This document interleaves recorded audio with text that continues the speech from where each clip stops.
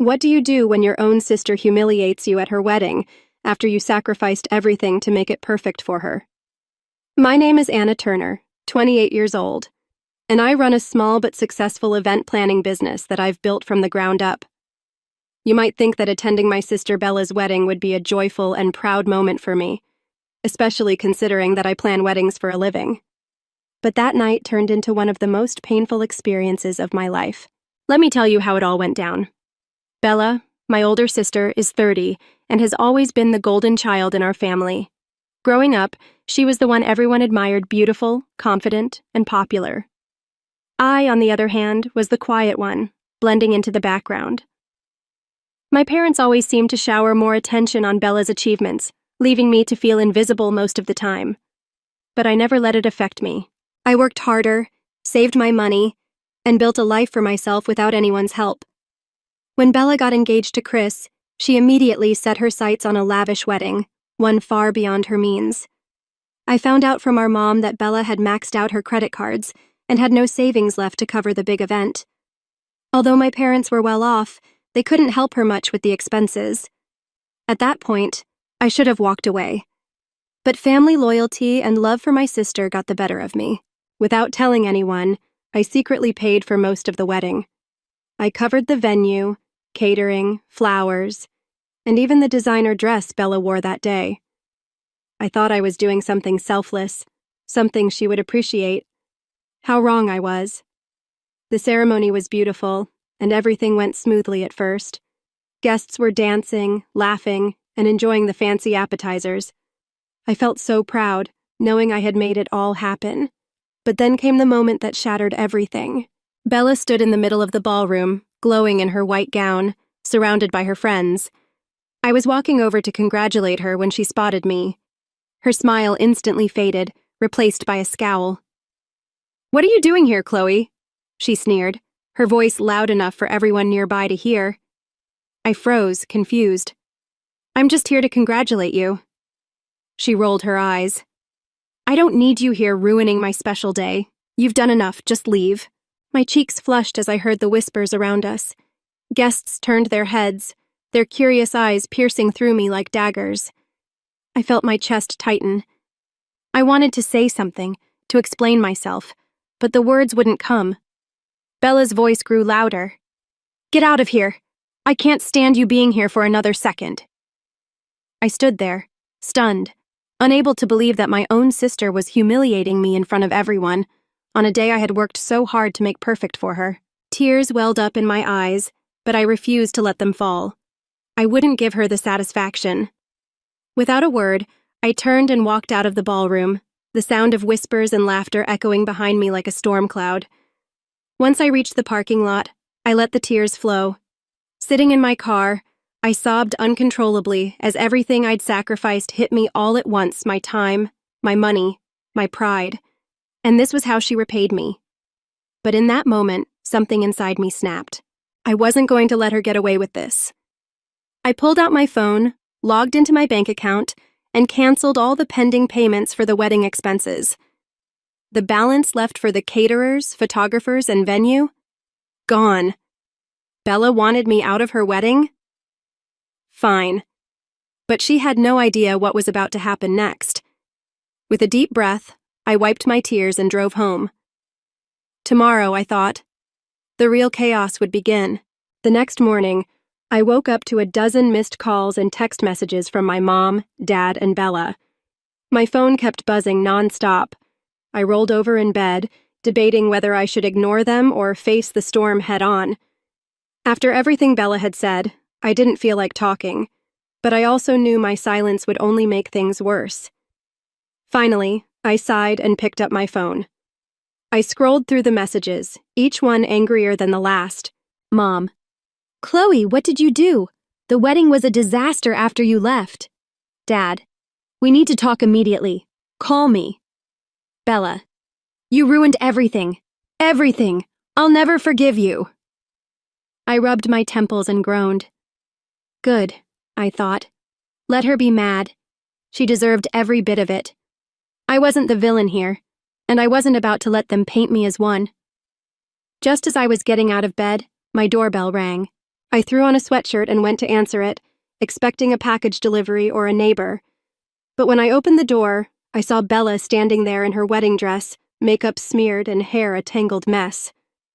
"What do you want?" I asked, folding my arms across my chest. She barged past me without waiting for an invitation. "You have some nerve!" she shouted, her heels clicking furiously against the floor. "Do you have any idea what you've done?" I shut the door and turned to face her. "Yes, I do. I stopped paying for your wedding after you humiliated me in front of everyone." Bella's eyes widened in shock. "You're joking." "Nope," I said, leaning against the wall. "The caterers packed up and left because they didn't get their final payment. The photographers stopped taking pictures, and the venue owner was probably waiting to kick everyone out the minute the clock struck midnight." "You're insane," she yelled, pacing back and forth. Pacing. Do you know how embarrassing that was for me? The guests had no food, no music, and no photographer to capture the rest of the night. I smirked. Sounds like a disaster. But that's not my problem anymore. Bella's face turned a deep shade of red, her anger practically radiating from her. "You're my sister. You were supposed to help me, not ruin everything," she spat. I took a step closer, narrowing my eyes at her. "I did help you. I paid for your entire wedding without you even knowing because you couldn't afford it. And how do you repay me? By throwing me out like I'm some unwanted guest." My voice was steady, but the anger simmering underneath was unmistakable. She opened her mouth to retort but hesitated. For a brief moment, I thought I saw a flicker of guilt in her eyes, but it vanished just as quickly as it came. "You should have kept your mouth shut and finished what you started," she muttered bitterly. "Not a chance," I shot back, my voice firm. "You've taken advantage of me for the last time." Just then, my phone buzzed in my pocket. I glanced at the screen. It was a call from Mom. With a sigh, I answered. "Chloe, what's going on between you and Bella? You need to fix this," Mom said, her voice sharp with concern. "The family is falling apart right now." "I'm not fixing anything," I replied, my voice resolute. "Bella made her choice when she kicked me out of the wedding. Now she can clean up her own mess." "Don't be selfish," Mom snapped. "You've always been the responsible one. You can't just abandon your sister like this." I clenched my fist around the phone, my frustration boiling over. Selfish? I've spent my entire life being the responsible one. I've picked up the pieces of her mistakes, sacrificed my time, my money, everything. But this time, I'm done. Bella can fix her own problems. I hung up before Mom could say another word. Bella stood there speechless, her mouth hanging open. "You're really not going to help, are you?" she whispered, her voice tinged with disbelief. "No," I said coldly, my gaze unwavering. "And here's some advice. Next time you think about humiliating someone, make sure they're not the one paying your bills." Without waiting for a response, I walked to the door, opening it wide. She hesitated for a moment, then stormed out, slamming the door behind her with such force that the whole house seemed to shake. Later that day, I tried to move on from the disaster of the wedding. I focused on my own things, hoping to forget the nightmare of that day. Just as I was about to settle in for a quiet evening, my phone buzzed again. This time, my heart skipped a beat when I saw the message. It was from Chris, Bella's new husband. "Chris, we need to talk. I found out something about Bella, and you're not going to believe it." My pulse quickened. What could he have discovered? Had Bella been hiding something even worse than her financial mess? My gut told me this wasn't just about a ruined wedding. This was something much bigger. Taking a deep breath, I replied, "I'm listening." Within minutes, my phone buzzed again, this time with an incoming call. I hesitated for a moment, my mind racing with possibilities, before I finally answered. "Hello?" "Chloe, it's worse than you think," Chris said, his voice low and serious. "I didn't know who else to call. Can we meet in person?" My stomach nodded. "Yes, sure. Where?" "Coffee shop on Maple Street. In an hour," he replied. I agreed, hung up, and quickly changed into something presentable. As I grabbed my keys and stepped outside, my mind raced. What could be so bad that Chris had to reach out to me, his wife's sister, the day after their wedding? An hour later, I walked into the small coffee shop, scanning the room until I saw Chris sitting at a corner table. His normally confident posture was replaced by slumped shoulders and a tired expression. As I approached, he looked up and gestured for me to sit. "Thanks for coming," he said, rubbing his temples. "What's going on, Chris? What did you find out?" I asked, leaning in. He let out a heavy sigh. "Last night, after the chaos at the wedding, I went back to the hotel alone. Bella stayed behind to deal with her family, but something felt off. I couldn't shake the feeling that she wasn't being honest with me. So, I did something I probably shouldn't have." I raised an eyebrow. "What did you do?" "I went through her laptop," he admitted. "I found emails, bank statements, and, well, let's just say Bella has been hiding a lot more than her financial problems." "What did you find?" I asked, my voice barely above a whisper. Chris pulled out his phone and slid it across the table. On the screen was a series of screenshots. As I scrolled through them, my eyes widened in shock. Bella had been using my money, the money I had sent to vendors for her wedding, to pay off personal debts and fund extravagant purchases, designer clothes, luxury vacations, spa treatments, all while pretending to be broke. "She drained almost everything you paid," Chris said. "That's why the vendors didn't get their final payments. She spent it before they could claim it." I felt a wave of nausea. "So she knew all along. She never needed my help, did she?" "Not at first," Chris admitted. "But once the payments started coming in, she saw it as an opportunity to splurge. She figured you wouldn't find out because you always clean up her messes." I clenched my fists under the table, trying to keep my composure. "I can't believe this. After everything I did for her, she used me." Chris nodded grimly. "It gets worse. I also found messages between Bella and a guy named David." My heart dropped to my stomach. David. My ex. The one who had cheated on me. "What do you mean? What were they talking about?" Chris's jaw tightened, his frustration clear. "Bella invited him to the wedding behind your back. She wanted to set up some kind of accidental reunion. I think she thought it would be funny to watch you squirm." I felt like I couldn't breathe. The betrayal hit me harder than I expected. My own sister, not only had she stolen my money, but she had also tried to humiliate me by bringing my cheating ex to my wedding. "She's been lying to everyone, Chloe," Chris said softly, his voice filled with regret. "And now, I don't know what to do. I married someone I barely know." I sat in stunned silence, processing everything. Bella's betrayal was deeper than I could have imagined. But I knew one thing for sure: she wasn't going to get away with it. "I know exactly what to do," I said, my voice steely with determination. "I'm going to expose her." That night, I sat down at my desk, determined to take action. I gathered every financial document I had related to the wedding receipts, canceled payments, proof of Bella's excessive spending. I even included the screenshots of the messages Chris had found. When I had everything in order, I sent it all to a lawyer friend of mine, hoping to build a case for financial fraud.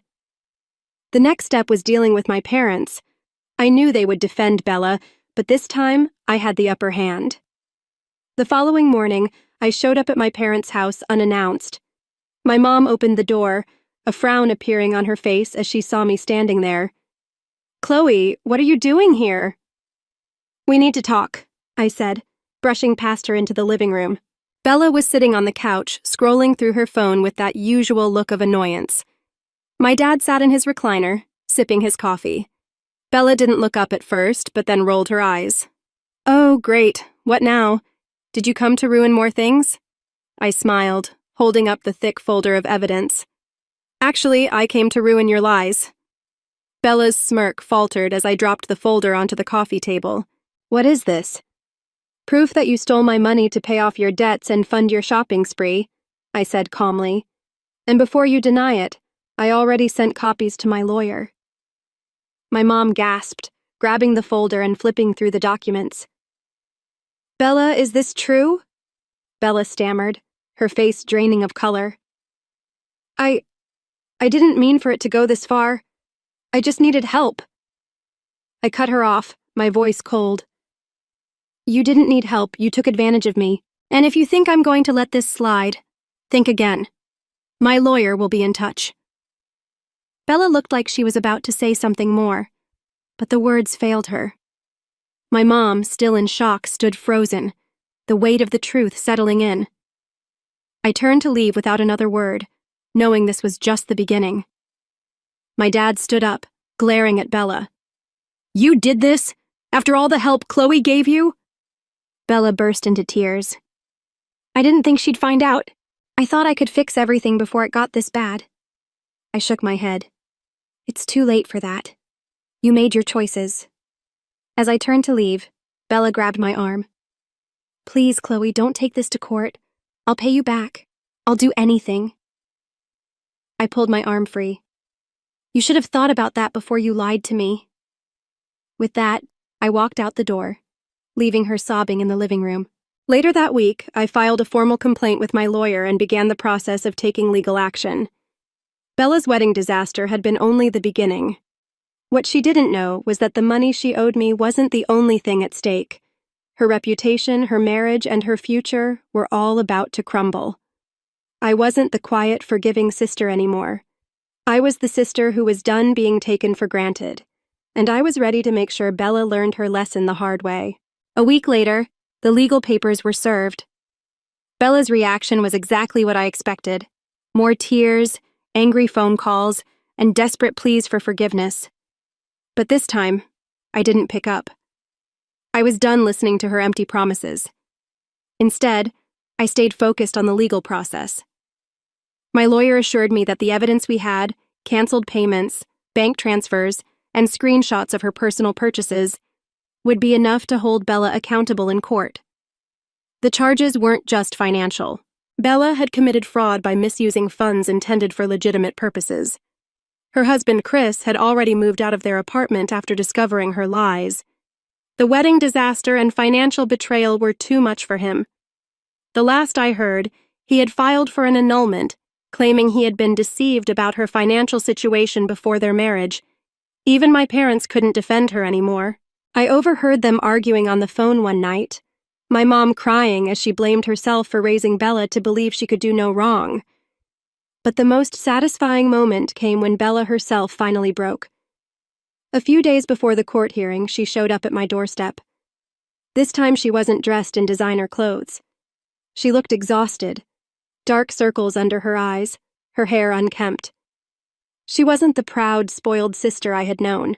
She was desperate. Chloe, she whispered, her voice cracking. Please, can we talk? I stepped aside, letting her in. She sat on the couch, her hands trembling as she clutched her purse. I've lost everything, she said, tears streaming down her face. Chris is gone, Mom and Dad won't even look at me, and now I'm going to lose in court. I can't fix this on my own. For a moment, I felt a flicker of sympathy, but then I reminded myself of the humiliation Bella had put me through, and the years of manipulation I had endured. What do you expect me to do, Bella? I asked, crossing my arms. She sobbed harder, her voice breaking. I don't know. I'm sorry, Chloe. I know I've been horrible to you. I don't deserve your forgiveness, but please, don't ruin my life completely. I sighed deeply and sat down across from her, studying her. Bella, I didn't ruin your life. You did that all on your own. All I'm doing is holding you accountable for your actions. She wiped her tears and nodded in agreement. I know, and I'm willing to pay you back every penny. Please, just don't let this go to court. If it becomes public, I'll never recover. I sat there for what felt like an eternity, contemplating.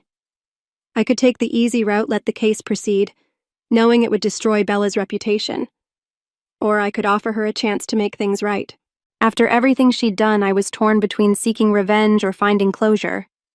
Finally, I spoke. If you're serious about fixing this, here's what I want. You'll pay me back every cent you owe with interest. You'll work for me in my event planning company until the debt is paid off. No special treatment, no shortcuts. Bella's eyes widened in disbelief. Work for you? Yes, I replied firmly. You'll see what it's like to work hard and earn your way, and if you ever try to take advantage of me again, the court case is back on the table. She nodded slowly, her face filled with determination. I'll do it. I'll do whatever it takes. The next few months were a whirlwind. Bella started working with me as an assistant, handling errands, making calls, and dealing with the stress of the job I had managed on my own for years. She didn't complain, at least not to my face. It was clear to me that the experience was humbling her in ways nothing else ever had before. During this time, I also reconnected with my lawyer friend, who had been incredibly supportive throughout the ordeal. He helped me set up a legally binding repayment plan with Bella, ensuring she followed through on her commitment. Chris finalized the annulment and moved on with his life, leaving Bella to deal with the consequences of her actions. My parents, while still distant, were slowly beginning to forgive her. As for me, I felt lighter than I had in years. I wasn't burdened by Bella's manipulation or my family's expectations anymore. I had taken control of my life, and it felt good. 1 year later, I stood in my office overlooking the city skyline, reflecting on how much had changed. My business had grown, and I had expanded into corporate events and charity galas. Bella had worked hard to repay her debt and was now starting to rebuild her life. She walked into my office, holding a file of client contracts. "Here's everything you asked for," she said, her tone polite but cautious. "Thanks," I replied, taking the file. Before she left, she paused at the door. "Chloe, I just wanted to say thank you for giving me a second chance." I smiled faintly, feeling a mix of emotions. "Just don't waste it." She nodded and left the room, leaving me alone with my thoughts. I had been through betrayal, heartbreak, and humiliation, but I had come out stronger. This time, I wasn't just the quiet, overlooked sister. I was the sister who stood up for herself, and I would never let anyone take advantage of me again. How do you react when your own sister betrays you after everything you've done for her? And what do you do when you realize the person you've helped the most is the one who's taken advantage of you the most? Anna's story is one of betrayal, resilience, and standing up for what's right. As a successful event planner, Anna poured her time, money, and heart into making her sister Bella's wedding perfect. But when Bella humiliated Anna publicly, everything changed. Anna, who had always been the responsible and forgiving sister, finally snapped. Instead of caving to Bella's manipulative demands, Anna took control of the situation, exposing Bella's financial misdeeds and holding her accountable for the lies and betrayal. Anna's decision to expose Bella wasn't just about money. It was about reclaiming her dignity and not letting her sister continue to take advantage of her kindness. It's easy to justify helping family, but Anna realized that sometimes the people closest to us can be the most toxic. Bella's financial fraud and her attempt to humiliate Anna weren't just mistakes. They were calculated actions that left Anna with no choice but to take drastic measures.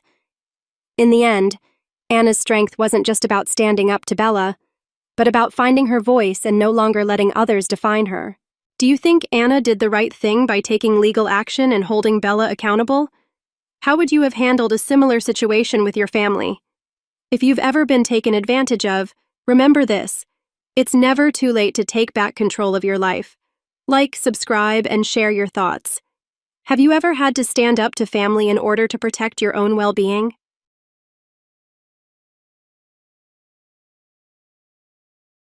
The glass display case shattered under my touch, sending crystal champagne flutes cascading to the floor in a symphony of destruction. My 18th birthday gift to myself, breaking something worth more than 3 months of the unpaid work my parents forced me into.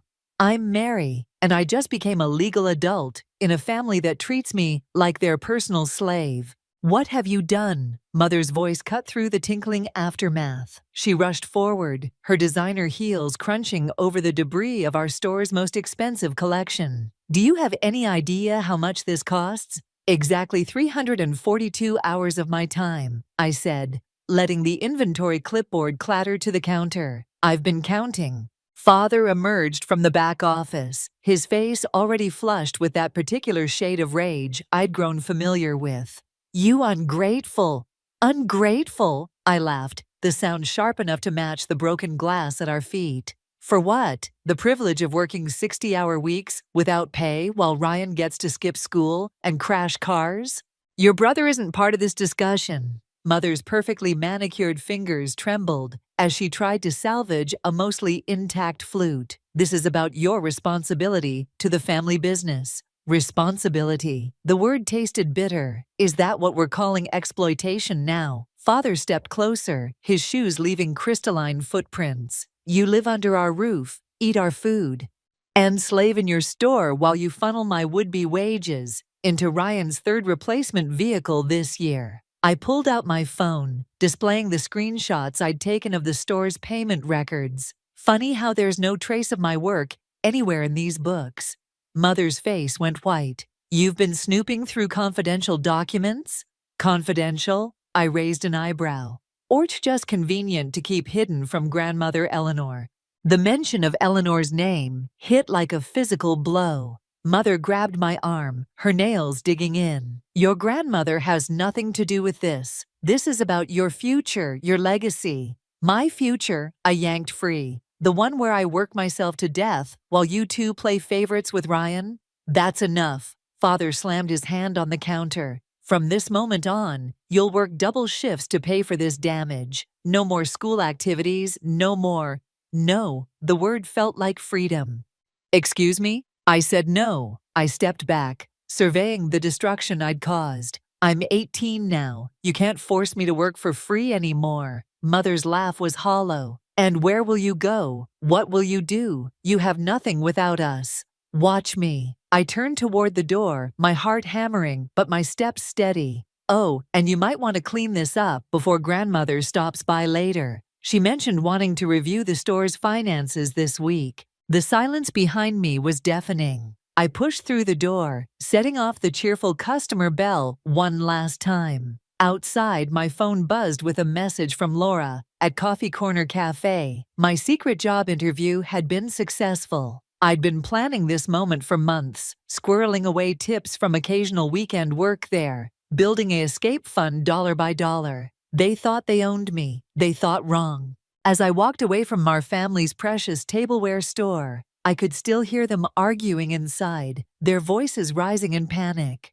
They didn't know it yet, but I'd made copies of everything I'd found in those financial records. Years of creative accounting, missing payments, and suspicious transactions, all carefully documented and ready to be revealed. This wasn't just about escaping anymore. This was about justice, about revenge, about making them feel as trapped and powerless as they'd made me feel for years. I pulled out my phone again, scrolling to grandmother Eleanor's number. My finger hovered over the call button. Not yet. First, I needed to gather more evidence, build my case stronger, make sure that when I finally struck, there would be no recovery. Let them think they'd won for now. Let them believe their perfect facade was still intact. I had time, and more importantly, I had nothing left to lose. The sound of Ryan's new sports car revving into our driveway made my hands clench around the acceptance letter from Coffee Corner Cafe.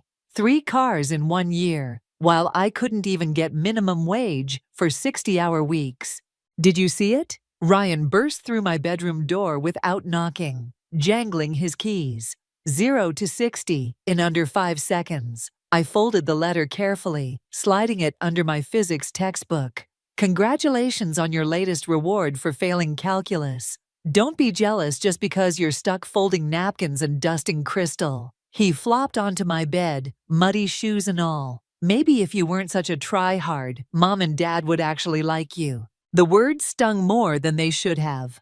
Get out. Make me. He grabbed my phone from the nightstand, scrolling through it. What's this?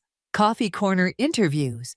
Interviews? His eyes widened with gleeful malice. Oh, this is good. Wait until Mom. I lunged for the phone. But he danced away, already typing. Ryan, don't you dare. Too late. He tossed the phone back, grinning. Mom's asking you to come downstairs. Now. My heart hammered as I checked my messages. Ryan had forwarded my entire conversation with Laura to our mother. Every carefully planned detail of my secret job search exposed in an instant. Mother's voice carried up the stairs. Mary, living room. Immediately, I found them both waiting, Father having apparently materialized from his office for this particular inquisition.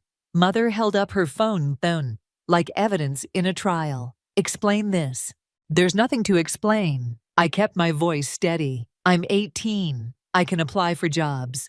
After everything we've given you. Father's face reddened. The ungrateful, given me. I cut him off. You mean like the new Porsche you just gave Ryan? Or wait, was that bought with the money you should have been paying me? That's different, Mother snapped. Your brother. My brother what? Needs another car to crash? Needs more rewards for his D- average? The words poured out like acid. Meanwhile, I'm working myself to death for free while maintaining straight A's, and you can't even acknowledge. Enough! Father slammed his hand on the coffee table. You want acknowledgement? Fine, you're acknowledged. From now on, you'll work morning shifts at the store before school, evening shifts after, and full weekends. That's impossible with my course load. Then drop some classes. Mother's smile was razor sharp. Family comes first, dear. Unless you'd prefer to start paying rent. Ryan appeared in the doorway, smirking. Better cancel those cafe dreams, sis. Looks like you're stuck with us. I stared at them, my so-called family, and something inside me hardened into steel. You know what? Keep the store. Keep your manipulation. Keep everything. I turned toward the stairs. Buzz. I quit. You can't quit, Mother called after me. What about college tuition? Your future? I paused on the steps, remembering the financial records I'd photographed. Funny you should mention money. I wonder what Grandmother Eleanor would think about where it's really going. The silence that followed was deafening. When Mother spoke again, her voice had lost its edge. What exactly are you implying? Nothing yet. I met her gaze. But maybe we should all start being more careful about what we hide, and from whom. I climbed the stairs, Ryan's confused questions fading behind me. In my room, I pulled out my phone and dialed Laura's number. I can start tomorrow, I said when she answered. But I need morning shifts, and I need to learn everything. Inventory, ordering, accounting, everything. That's ambitious, Laura replied. Any particular reason? I thought about the documents hidden in my cloud drive, about years of financial manipulation I'd discovered while doing the store's books. Let's just say I'm investing in my future. After hanging up, I sat at my desk and opened my laptop. Time to start documenting everything. Every transaction, every discrepancy, every lie. My parents thought they were teaching me about family business. Instead, they were teaching me exactly how to destroy one. From downstairs, I could hear them arguing in hushed, panicked tones. Let them worry. Let them wonder exactly what I knew and what I planned to do with that knowledge. They wanted to talk about legacy? Fine. I'd give them a legacy they'd never forget. The numbers didn't lie. They couldn't. Not when I'd spent 3 sleepless nights cross-referencing every transaction, every deposit, every suspicious entry in our store's books. My hands trembled as I stared at my laptop screen. Spreadsheets reflecting in my glasses like digital evidence of betrayal. $500,000. That's what my parents had siphoned from the store over the past 5 years. The same years they'd worked me to exhaustion without pay, claiming the business was struggling. A knock at my door made me slam the laptop shut. Mary, it was Ryan, his voice uncharacteristically hesitant. Grandmother Eleanor's here. She's asking for you. My stomach dropped. Eleanor's surprise visits usually meant audits. Mother's earlier panic about my threats suddenly made perfect sense. I found Eleanor in the store's back office, elegant as always in her tailored suit. Mother hovered nearby, a forced smile plastered on her face. "There's my brilliant granddaughter," Eleanor said, embracing me. "I hear you've been managing the books lately." Mother's smile tightened. "Mary's just helping with basic inventory." "Actually," I interrupted, meeting Eleanor's sharp gaze, "I've been handling all the accounting for the past year." "Wonderful." Eleanor settled into Father's chair. "Then you can help me understand these quarterly reports. Some figures seem unusual." Mother's hand gripped my shoulder. "Mary needs to prepare for her evening shift." "The evening can wait." Eleanor's tone left no room for argument. "David, Linda, why don't you handle the floor? Mary and I have some numbers to discuss." The moment they left, Eleanor's warm demeanor shifted to steel. "Show me everything." My hands shook as I opened my laptop. "Grandmother, before I do, I need to know something. The store, it's technically yours, isn't it? Not theirs." "Legally, yes. I only transferred management rights, not ownership." She studied me carefully. "Why?" Instead of answering, I turned the screen toward her. "Start with the payroll records. Notice anything strange about the employee compensation?" Eleanor's eyes narrowed as she scrolled. "There's no record of your wages." "Because there aren't any. I've worked here 60 hours a week for the past year, unpaid." I pulled up another spreadsheet. "But look where that money went instead." As Eleanor examined the documents, her expression hardened. Each click revealed another layer of deception. Inflated expenses, as hidden accounts, diverted funds. The evidence of my parents' betrayal laid bare in columns and rows. "How long have you known?" she asked quietly. "And I started suspecting when Ryan got his third new car." I swallowed hard. "Then I found these records. They've been using my unpaid labor to cover the money they're stealing from you." A commotion from the storefront interrupted us. Mother's voice carried through the door. "Eleanor, we have some concerns about Mary's accusations." "Accusations?" Eleanor called back, her voice arctic. "I don't recall hearing any accusations. I'm simply reviewing our books with my granddaughter's assistance." The door burst open. Father stood there, face flushed. "Mary, go home now." "She stays." Eleanor didn't look up from the screen. "David, Linda, you might want to call your lawyer. I'm calling mine." Mother stepped forward, desperate. "Whatever Mary's told you, she's twisted the truth. She's jealous of Ryan, bitter about." "About what?" I stood up, fury finally breaking through. "About you stealing from your own mother. About using me as free labor to cover your tracks. About—" "Enough." Eleanor's quiet command silenced the room. "Mary, send me copies of everything."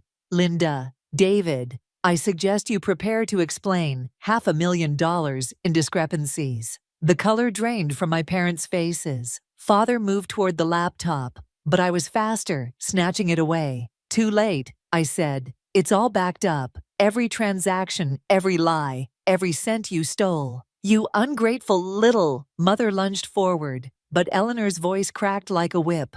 "Touch her, Linda, and I'll have you arrested this instant." In the silence that followed, I could hear Ryan in the doorway, his whispered, "Holy shit," echoing my thoughts exactly. Eleanor stood straightening her jacket. "Mary, you'll work directly for me now. Paid, of course." "Linda, David, expect my lawyers to contact you shortly." As she swept out, Mother grabbed my arm. "You've destroyed this family," she hissed. I pulled free, finally seeing them clearly. "No, you did that yourselves. I just exposed the cracks." The store's bell chimed. As Eleanor left, the sound like a death knell for my parents' carefully constructed facade. Their empire of lies was crumbling, and I had lit the match that would burn it all down. Kevin, the auditor's face, remained impassive as he slid another document across Eleanor's desk. "There's more," he said quietly. "The money wasn't just diverted from the store."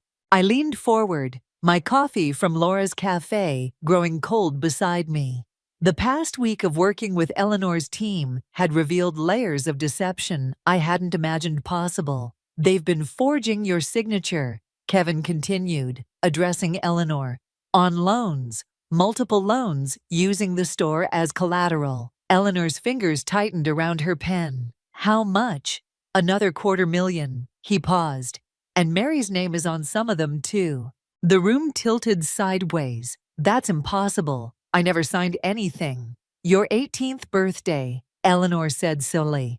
All those documents they had you sign for insurance purposes. Remember? My throat closed up. The stack of papers Mother had rushed me through, Father hovering nearby with champagne and cake, distracting me with celebrations while I signed away my future.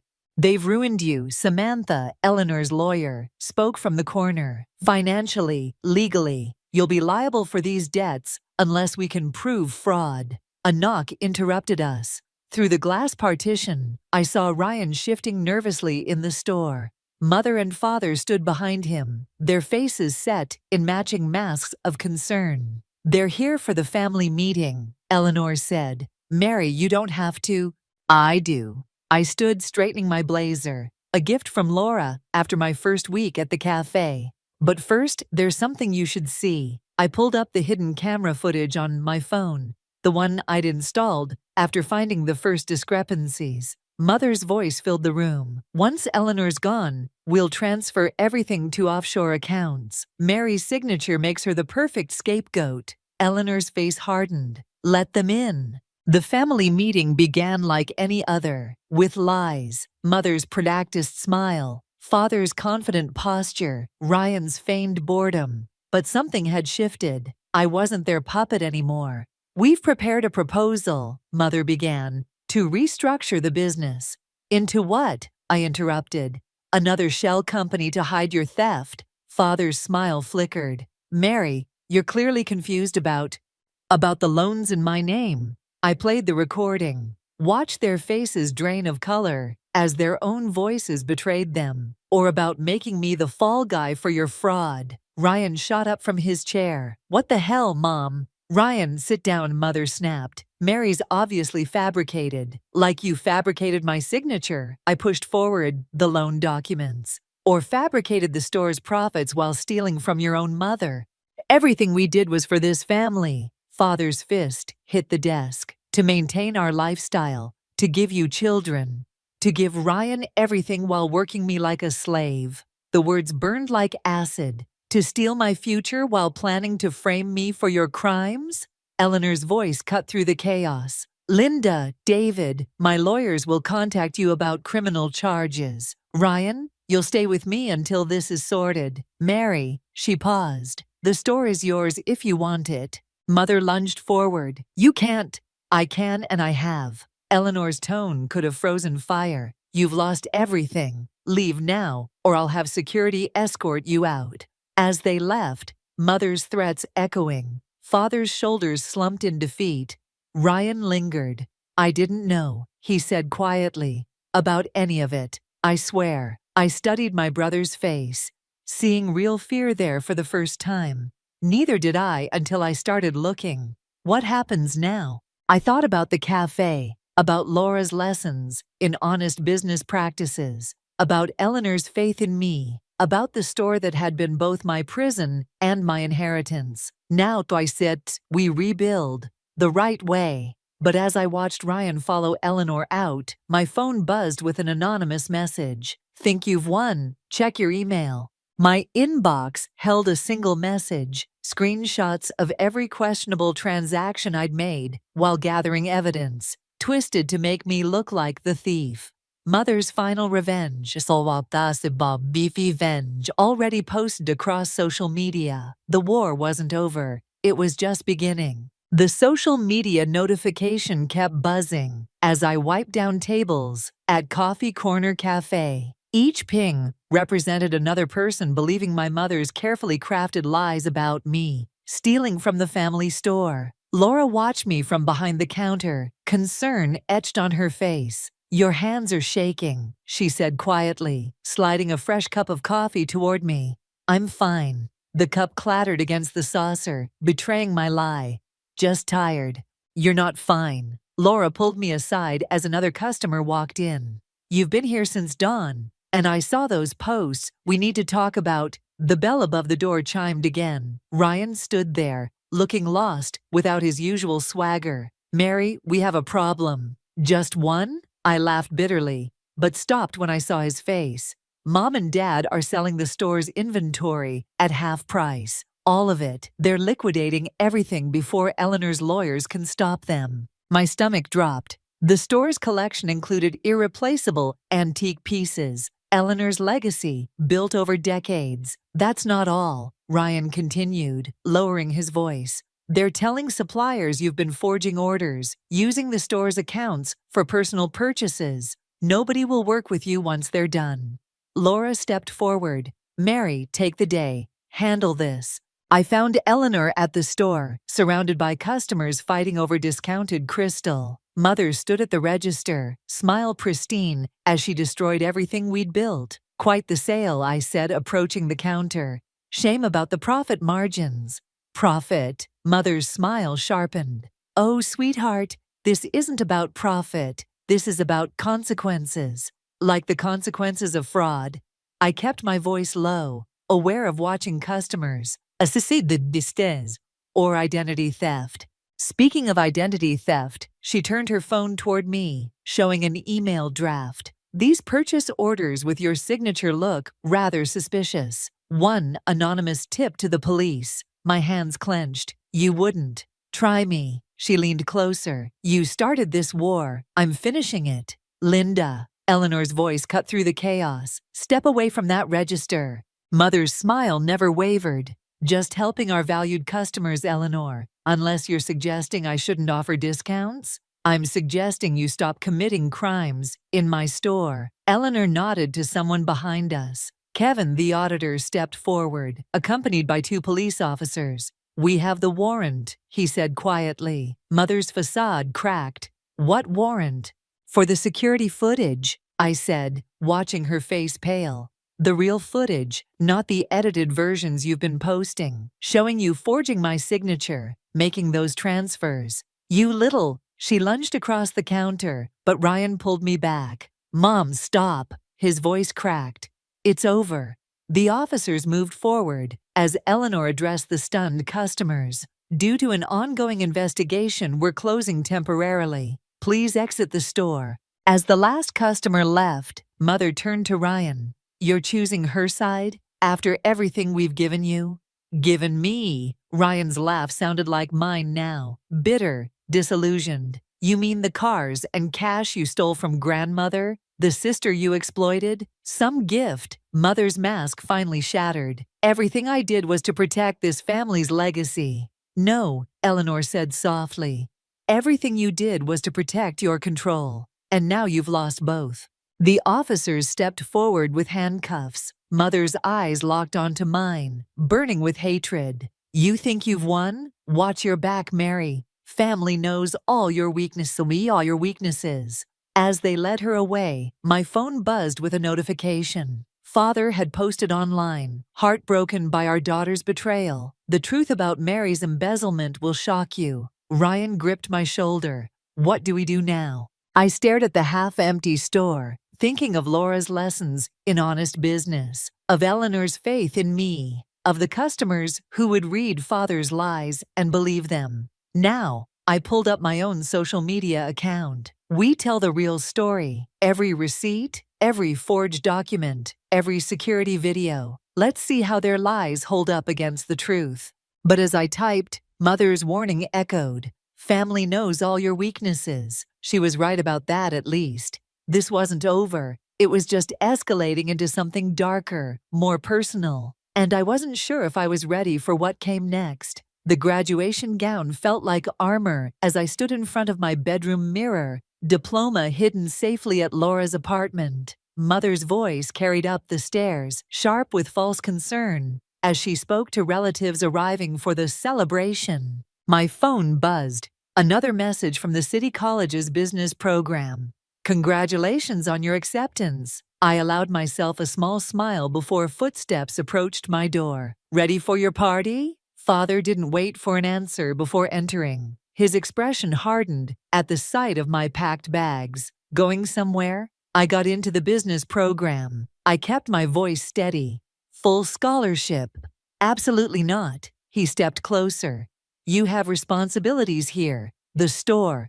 The store you and Mother nearly destroyed? I met his gaze in the mirror. The one grandmother had to rescue from your fraud? You ungrateful! He caught himself, smoothing his expression. Your mother and I have discussed this. Since you're an adult now, you'll need to start paying rent. $5,000 a month should cover it. The amount hit like a physical blow. That's impossible. You know I can't.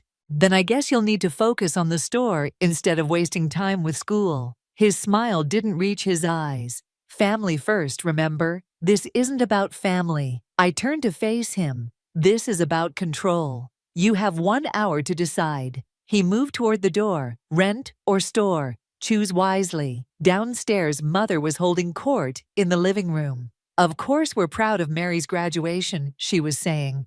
But she's been so troubled lately. The stealing, the lies.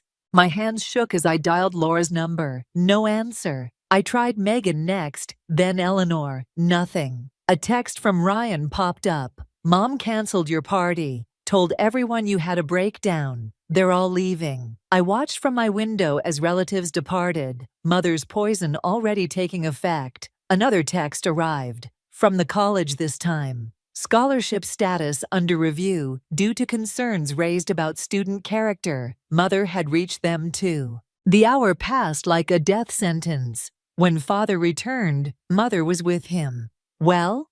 She examined her manicured nails. Have you made your choice? I lifted my chin. Yes, I choose neither. Excuse me? I won't pay your extortion, and I won't be your slave. I grabbed my bags. I quit. Father blocked the door. Everything you own was bought with store money. Leave it all. Fine. I dropped the bags, keeping only my phone and wallet. Keep it. Oh, we'll keep more than that. Mother's smile turned vicious. Your car, store property, your college fund, frozen. Your reputation? She held up her phone, showing social media posts already spreading lies about my mental breakdown and theft. Destroyed. You can't. We can and we have. Father's voice was cold. You chose this, Mary. Remember that. They followed me downstairs, past Ryan watching wide-eyed from the kitchen, past the graduation decorations, now twisted with cruel irony. One last chance, Mother called, as I reached for the door. Stay, work, obey, and all this goes away. I stepped outside into the gathering dark, my graduation gown billowing in the wind. Behind me, Mother's voice carried one final blow. By the way, we reported your car stolen. Police should be here any minute. Good luck explaining that with your new reputation. The door slammed. Through the window, I saw Ryan reach for his phone, probably to warn me, but Mother snatched it away. Sirens wailed in the distance. My phone buzzed with notifications as more lies spread online. The scholarship committee's final decision. Withdrawn due to character concerns. I started walking, each step taking me further from everything I'd known. No car, no money, no reputation, no future. Even my revenge had backfired, leaving me with nothing while my parents spun the narrative to their advantage. Laura's cafe was closed. Megan's house was dark. Eleanor wasn't answering. The sirens grew closer. I ducked into an alley, graduation gown catching on rough brick, and finally let myself cry. Not from sadness, from rage, pure crystallizing rage. They thought they'd broken me. They thought this was my lowest point. They were wrong. This wasn't the end of my revenge. This was just the beginning. Eleanor's heels clicked against the marble floor of the downtown bank, echoing like a countdown. I followed behind her, clutching the USB drive containing every shred of evidence I'd gathered. Kevin the auditor and Samantha the lawyer flanked us, carrying briefcases filled with documented proof of my parents' crimes. They're waiting at the conference room, the bank manager said, his expression grim. All of them. Through the glass walls, I could see Mother and Father seated at the long table, their lawyers surrounding them like guards. Ryan sat in the corner, looking smaller than I'd ever seen him. Ready? Eleanor squeezed my hand. I nodded, though my heart hammered against my ribs. The room fell silent as we entered. Mother's perfectly composed smile didn't quite mask her surprise at seeing Eleanor. Mother, what an unexpected... Save it, Linda. Eleanor sat at the head of the table, effectively claiming control. We're here about the offshore accounts. Father's face paled. What offshore accounts? Kevin connected his laptop to the projector.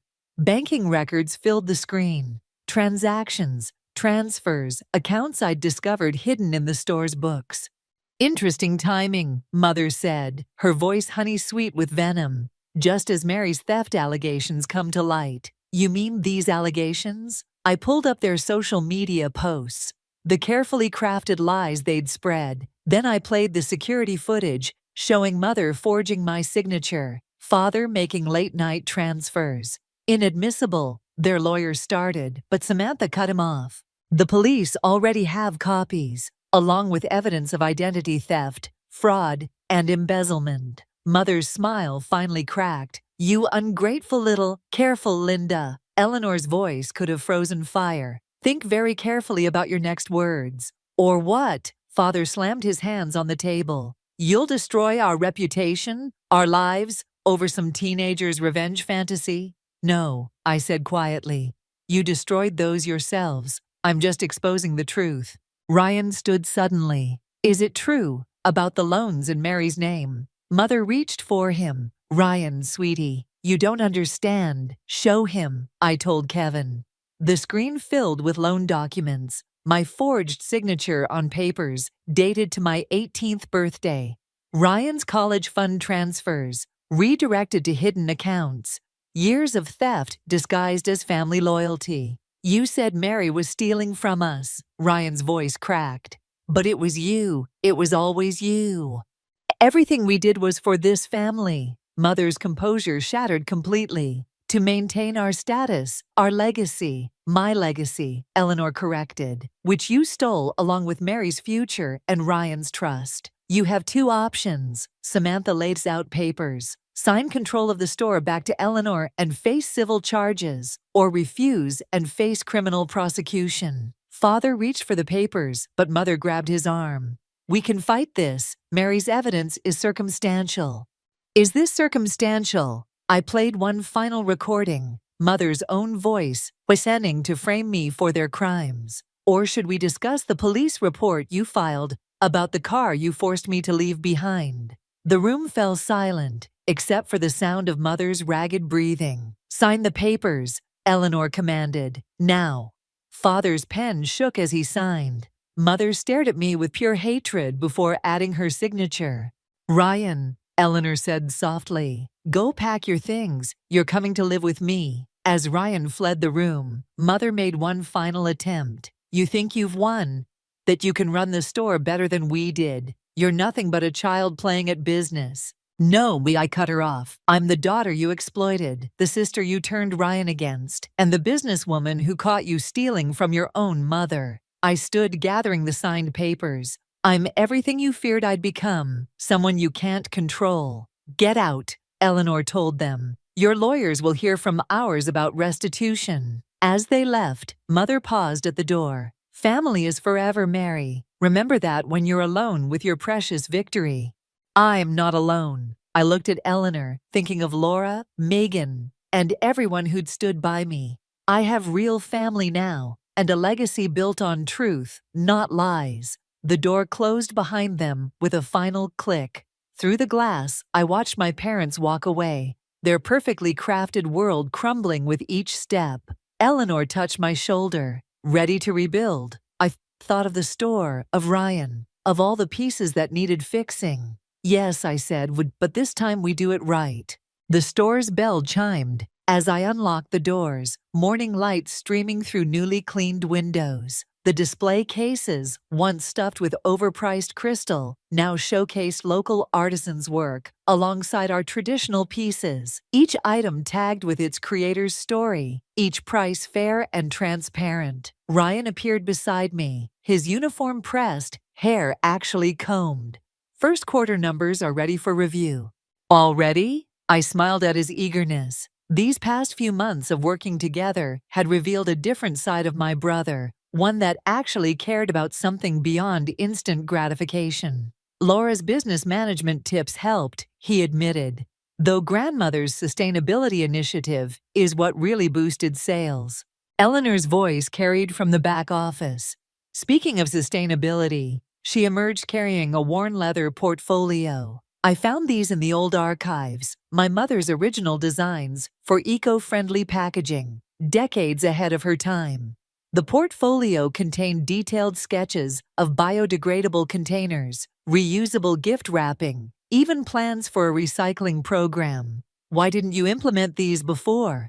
Linda and David said it wasn't profitable enough. Eleanor's expression hardened momentarily. They were always focused on quick returns, not long-term vision. My phone buzzed. Another article about my parents' court settlement. Their faces splashed across business pages, documenting their fall from grace. They'd avoided jail time through a plea deal, but their reputation was destroyed. Last I heard, they'd moved across the country, starting over where nobody knew their story. Still following their news? Ryan asked quietly. No, I put the phone away, just making sure they stay gone. The bell chimed again.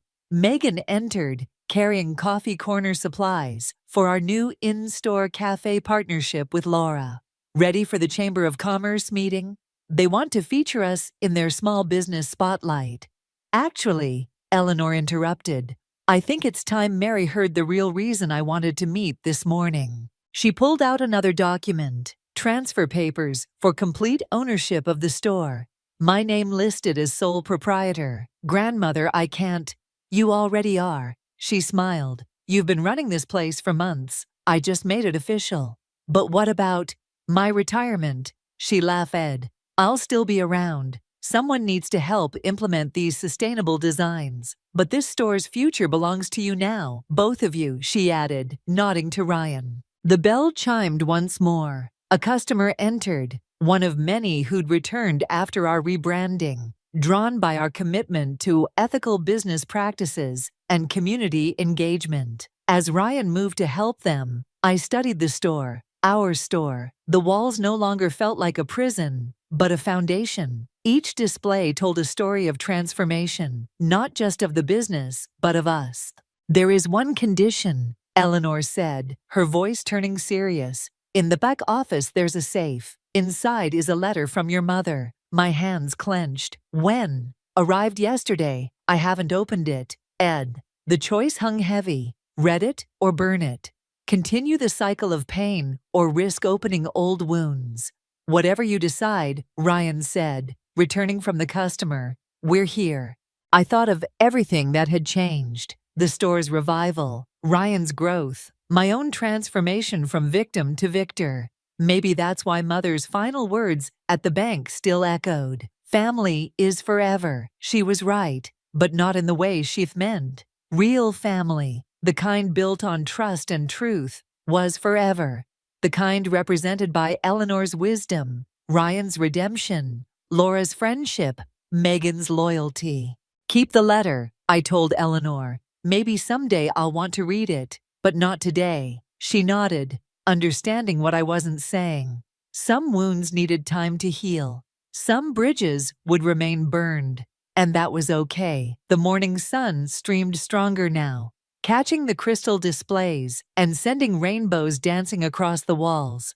Each color represented a different path forward. Sustainable practices, community partnerships, ethical business, family healing. Ready to open properly? Ryan asked, holding the day's ledger. I looked around at our transformed world. The cafe corner where Laura would soon arrive, the local art displays, the recycling bins, the transparent pricing. At Eleanor beaming with pride, and Ryan standing tall with purpose. Yes, I said, moving toward the register. We're ready. The store's bell chimed again, welcoming the future.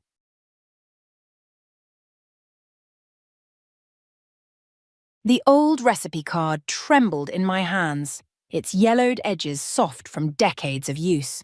But these weren't my grandmother's careful instructions. Someone had altered them, changed the measurements, added new ingredients. My mother's angular handwriting defaced the original, crossing out the essence of what made our family's maple butter tarts special. I'm Madeline, and until today, I thought I understood the rules of our family's power games. But this discovery in my mother's kitchen changed everything. Something wrong with the recipe? My mother's voice carried that familiar note of superiority as she arranged dessert plates on her pristine granite counter. You changed Grandma Rose's tarts. I held up the card, evidence of her betrayal. Why would you do that? She barely glanced at me, continuing her methodical arrangement. I improved them. The old recipe was too sweet, too provincial. We need to evolve with the times. The word provincial stung like an accusation. My grandmother had built our family's reputation on these recipes, on traditions my mother now dismissed as beneath her.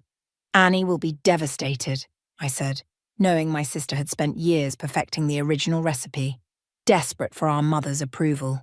Your sister needs to understand that holding on to the past won't get her anywhere.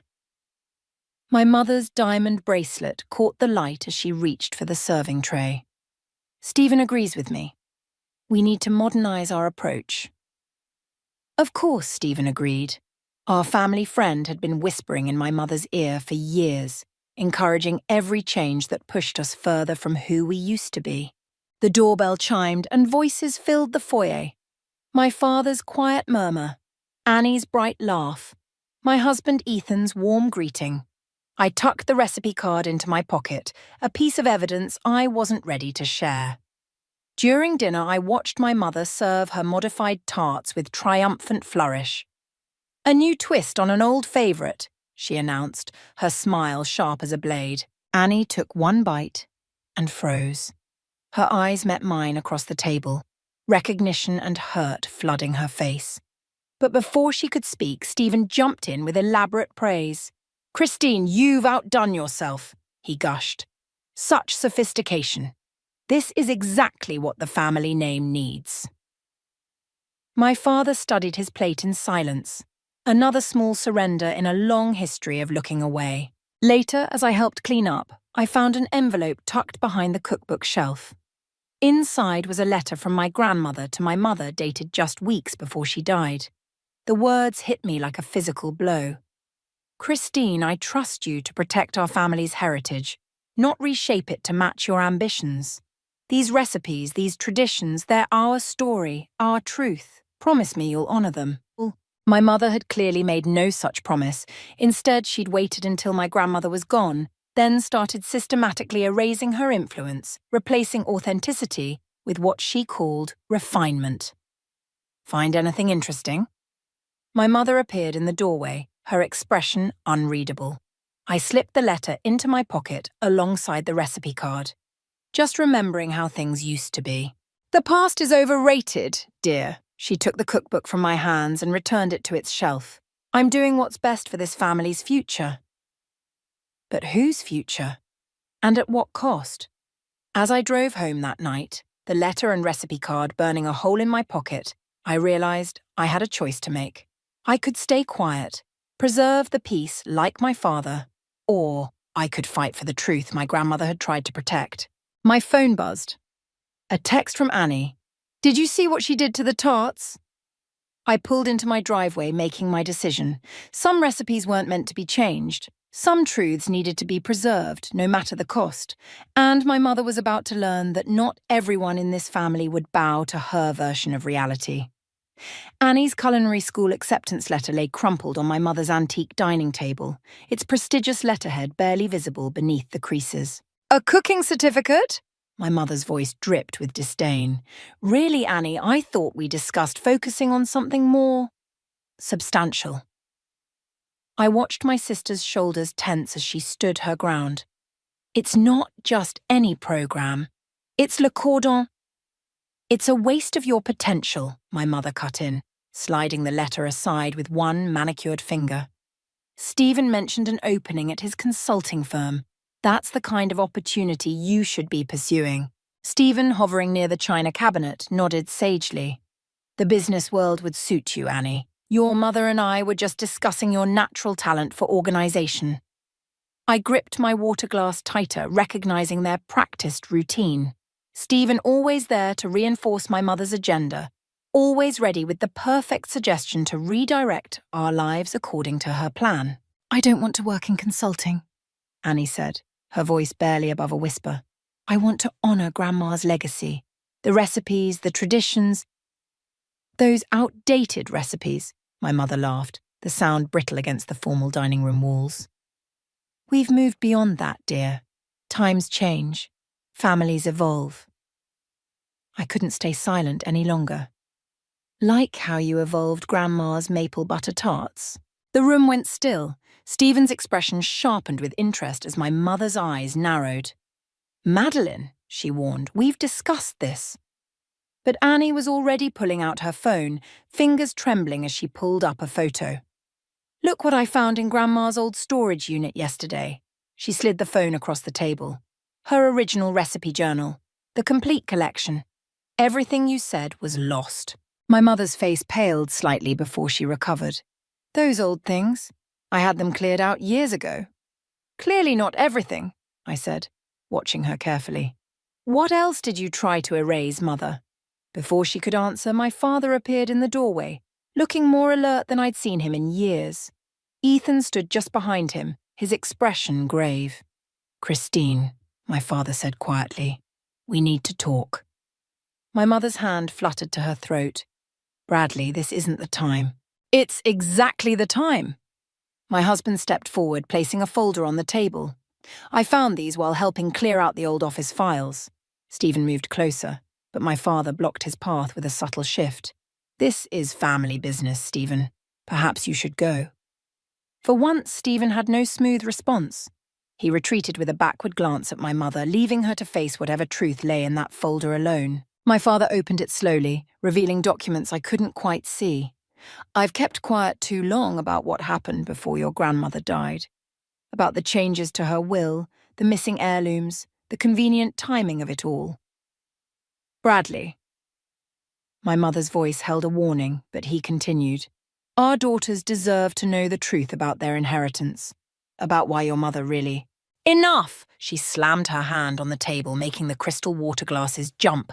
I protected this family. Everything I did was to secure our future, our reputation. By erasing our past. Annie's voice cracked. By making me feel like I was never good enough. I reached for my sister's hand under the table, feeling it tremble in mine. What's in those documents, Father?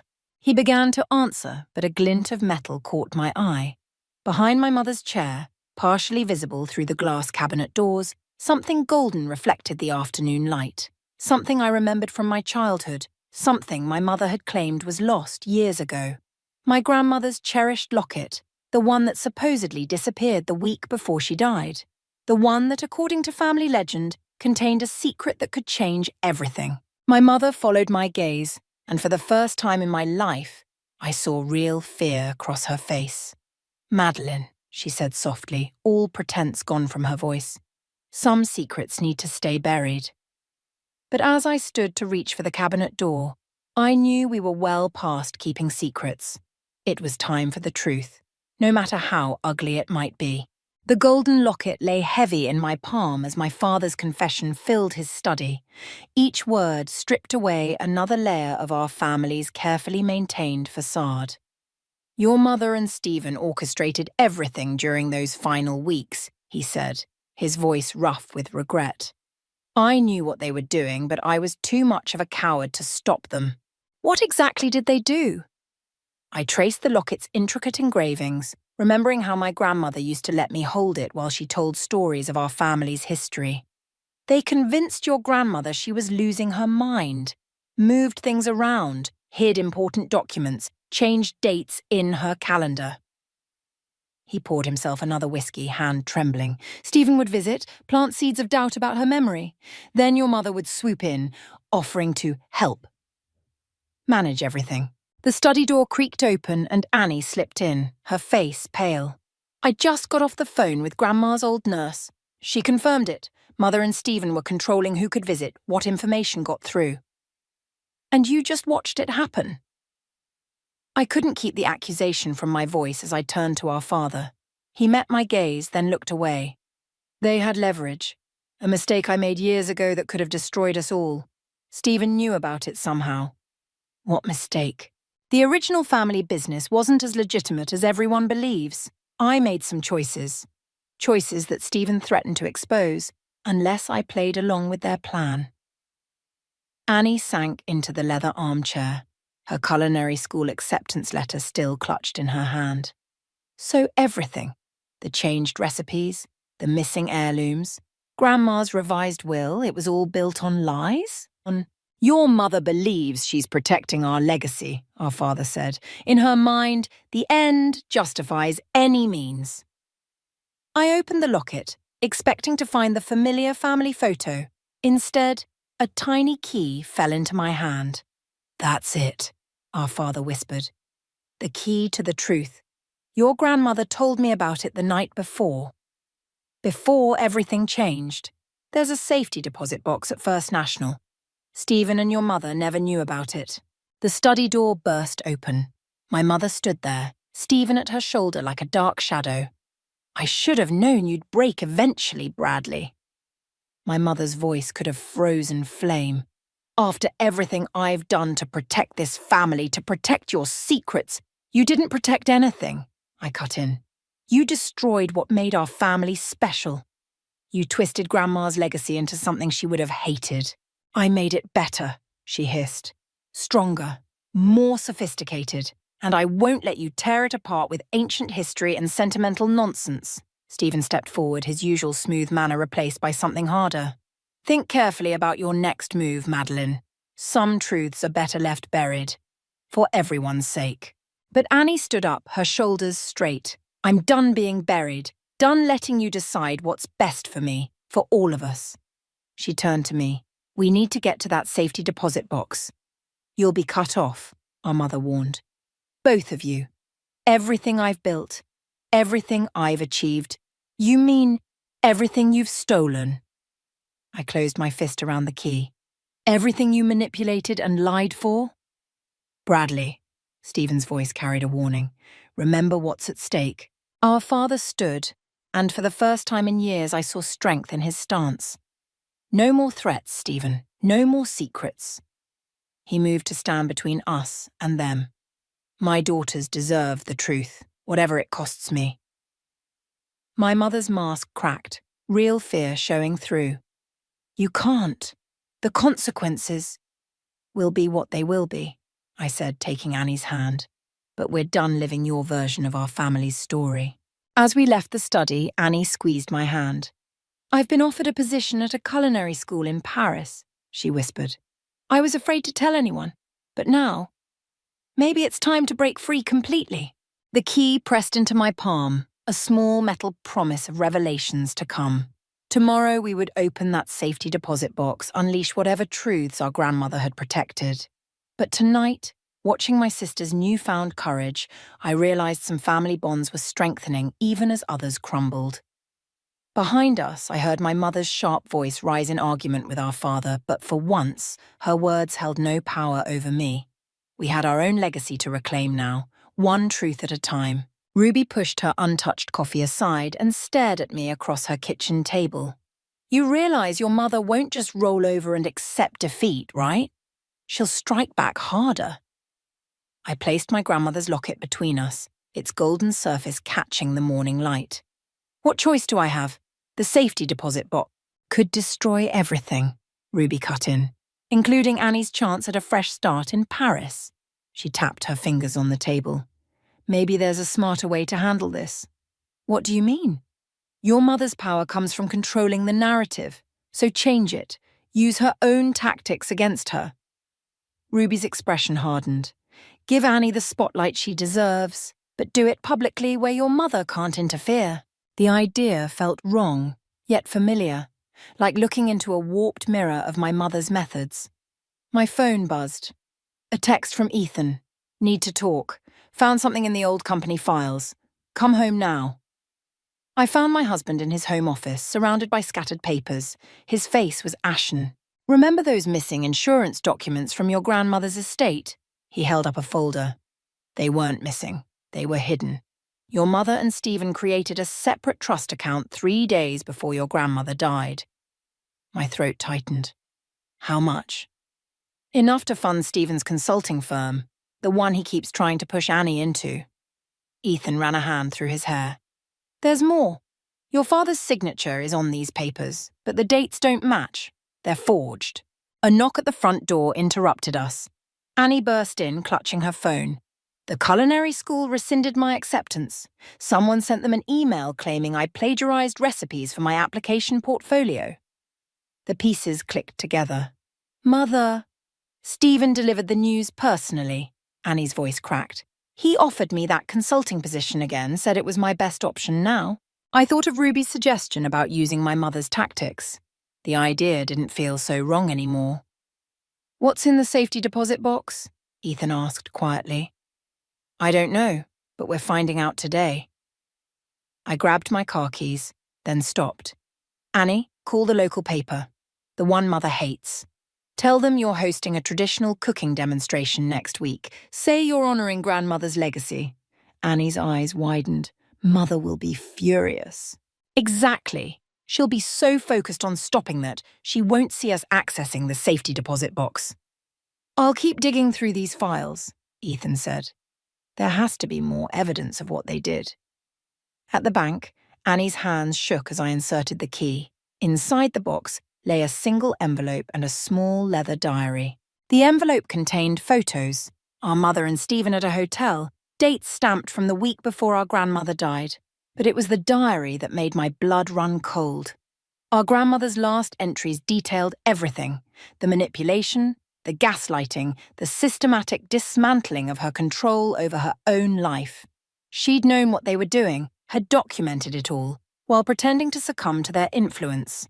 The final page held a letter addressed to me. Madeline, if you're reading this, they succeeded in silencing me, but they didn't win. The real estate trust, the one Christine claims I dissolved, it's still active, hidden under a different name. All the properties, the true family recipes, everything. It's protected. The account details are encoded in the family photos you used to love studying with me. Remember how I taught you to look for patterns? A heavy thud made us jump. Stephen stood in the doorway, his usual smooth demeanor replaced by barely controlled rage. Your mother warned you about digging into the past, he said. Now you've forced our hand. Annie clutched the diary to her chest. What are you going to do? Destroy more of our lives? On the contrary, he pulled out his phone. Bradley, it's time. Tell Christine to execute Plan B. As he turned to leave, a manila envelope slid under the bank's side door. My name was written across the front in unfamiliar handwriting. Inside was a single document, a trust agreement I'd never seen before, with Stephen's signature next to a sum that made my heart stop. The game had just changed, but I wasn't sure anymore who was really playing whom. The family photos spread across my dining room table like a mosaic of lies. Each image held a piece of my grandmother's code, numbers and letters hidden in background details, dates that didn't quite match reality. Beside them lay Stephen's trust agreement, its implications too massive to ignore. He's been embezzling from the family trust, Ethan said, pointing to the document, using your mother's influence to cover his tracks. Annie paced behind us, her cooking demonstration flyer clutched in her hands. The newspaper's running the story tomorrow. Mother's already called 3 times, threatening legal action. Let her. I traced the pattern in one of the photos, a seemingly casual arrangement of books that held account numbers. She can't stop us now. The doorbell rang. Through the window, I saw my father standing alone on the porch, his shoulders heavy with resignation. Your mother knows about the safety deposit box, he said as soon as I opened the door. Stephen's already moving funds offshore. Whatever you're planning, you need to do it now. Why should we trust you? Annie's voice cracked. You helped them destroy Grandma's legacy. He pulled out an old envelope. Because I kept copies of everything, every document they forged, every account they manipulated. I was a coward, but I wasn't completely blind. My phone buzzed. Ruby sending a warning. Christine just left my house. She's coming your way, and she knows about the encoded photos. We need to call an emergency family meeting, I said, gathering the evidence. Tonight, before they can hide anything else. She won't come, my father warned. She will if you tell her you're ready to confess everything publicly. I met his gaze. Are you? 2 hours later, we sat around my mother's formal dining room table, the same place where this had all started with a modified recipe. The evidence lay before us. Photos, documents, My grandmother's diary. Stephen's trust agreement. My mother's face remained impassive as I laid out each piece. Only her fingers, drumming steadily on the mahogany surface, betrayed her agitation. "So," she said finally, "you've appointed yourself judge and jury of this family's choices." "Choice?" Annie stood, her voice stronger than I'd ever heard it. "You mean like choosing to sabotage my culinary school acceptance or choosing to steal Grandma's legacy?" "I protected this family's future," our mother snapped. "Everything I did was for yourself," I cut in, sliding forward the hotel photos of her and Stephen. "Including this?" Colour drained from her face as she recognised the images. Stephen moved to speak, but my father's voice cut through the tension. "I have already sent copies to the family lawyer," he said quietly, "along with evidence of the embezzlement." Stephen's composure cracked. "You sanctimonious old fool. You think exposing this will hurt just me? Your own criminal past is nothing compared to what you two did." My father stood, addressing our mother. "Christine, it's over. The truth about Mother's will, the trust fund, all of it. It comes out now, or I go to the authorities myself." Our mother's laugh held no humour. "You're bluffing. You never had the spine." I opened my grandmother's diary to the final entry. "Read it. Read how she knew exactly what you were doing to her, how she protected the real estate trust from you both." "What real estate trust?"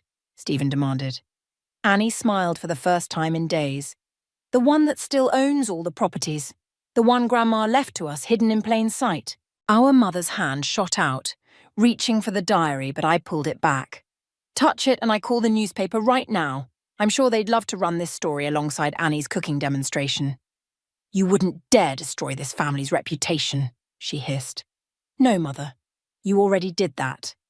I stood, gathering the evidence. "You have until morning to decide. Resign from all family business dealings and support Annie's culinary career, or we expose everything." As we left, Stephen's angry voice followed us. "This isn't over." But looking at Annie's determined face and my father's newfound strength, I knew it was. The only question was how much damage our mother would cause before accepting her defeat. My phone buzzed again. An anonymous email containing one line. "Check the foundation of the old summer house." The game wasn't over yet. It was just moving to a new playing field. The summer house's foundation crumbled beneath our flashlight beams, decades of secrets hidden in its shadows. Annie held the light steady while I pried loose a brick, revealing a metal lockbox wedged deep within the wall. "Should we open it here?" Annie whispered. Before I could answer, floodlights blazed to life, blinding us. Stephen's voice cut through the darkness. "I believe that belongs to your mother." He wasn't alone. Two men in suits flanked him, their expressions professionally blank. Behind them, our mother emerged from the shadows. "Did you really think I wouldn't protect my interests?" She gestured to the men. "Corporate security. They're here to recover stolen company property." "Stolen?" I clutched the lockbox tighter. "Like how you stole Grandma's legacy. Your grandmother was losing her grip on reality." Our mother's voice hardened. "I did what was necessary, just like I'm doing now." One of the men stepped forward. "Hand over the box, or we'll be forced to involve the authorities." "Go ahead," Annie challenged. "We'll tell them everything." Stephen smiled. "Including how your father's past indiscretions led to an innocent man's death. That's what's in that box. Proof of Bradley's greatest shame. Your mother protected him, protected all of you, by burying it here." The lockbox suddenly felt heavier. "You're lying." "Am I?" Our mother moved closer. "Why do you think your father kept quiet all these years? Ask him about the night of the accident. Ask him whose body they never found." My phone buzzed. A text from Ethan. "Don't give them anything. Ruby found something. Coming now." But Stephen was already reaching for the box. "Your choice, Madeline. Surrender it, or watch your father go to prison." Annie grabbed my arm. "They're bluffing. They have to be." The sound of tires on gravel cut through the tension. Headlights swept across us as Ethan's car approached, but another vehicle blocked its path. A police cruiser. I warned you there would be consequences, our mother said softly. The police have some questions about certain missing financial documents last seen in your possession. My heart sank as I realized her plan. She'd reported us for theft, turning our evidence against her into a weapon. It's over, girls. Stephen reached for the box again. Don't make this worse than it needs to be. The police officer approached, hand resting on his belt. We received a report of trespassing and theft. No, Annie's voice cracked. You don't understand. They're the ones who own this property.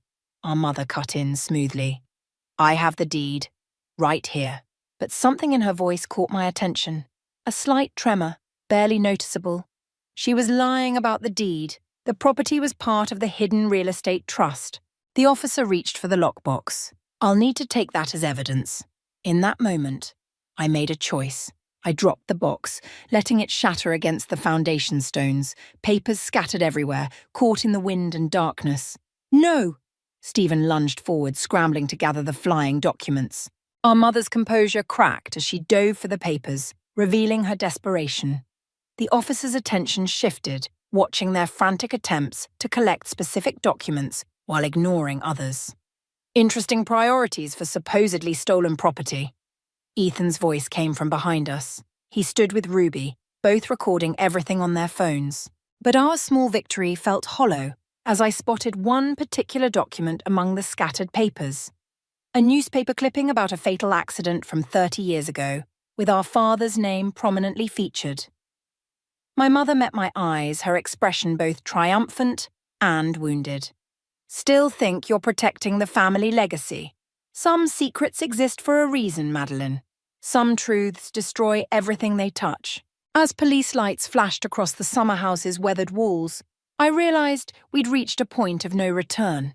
We'd exposed our mother's deceptions, but at what cost?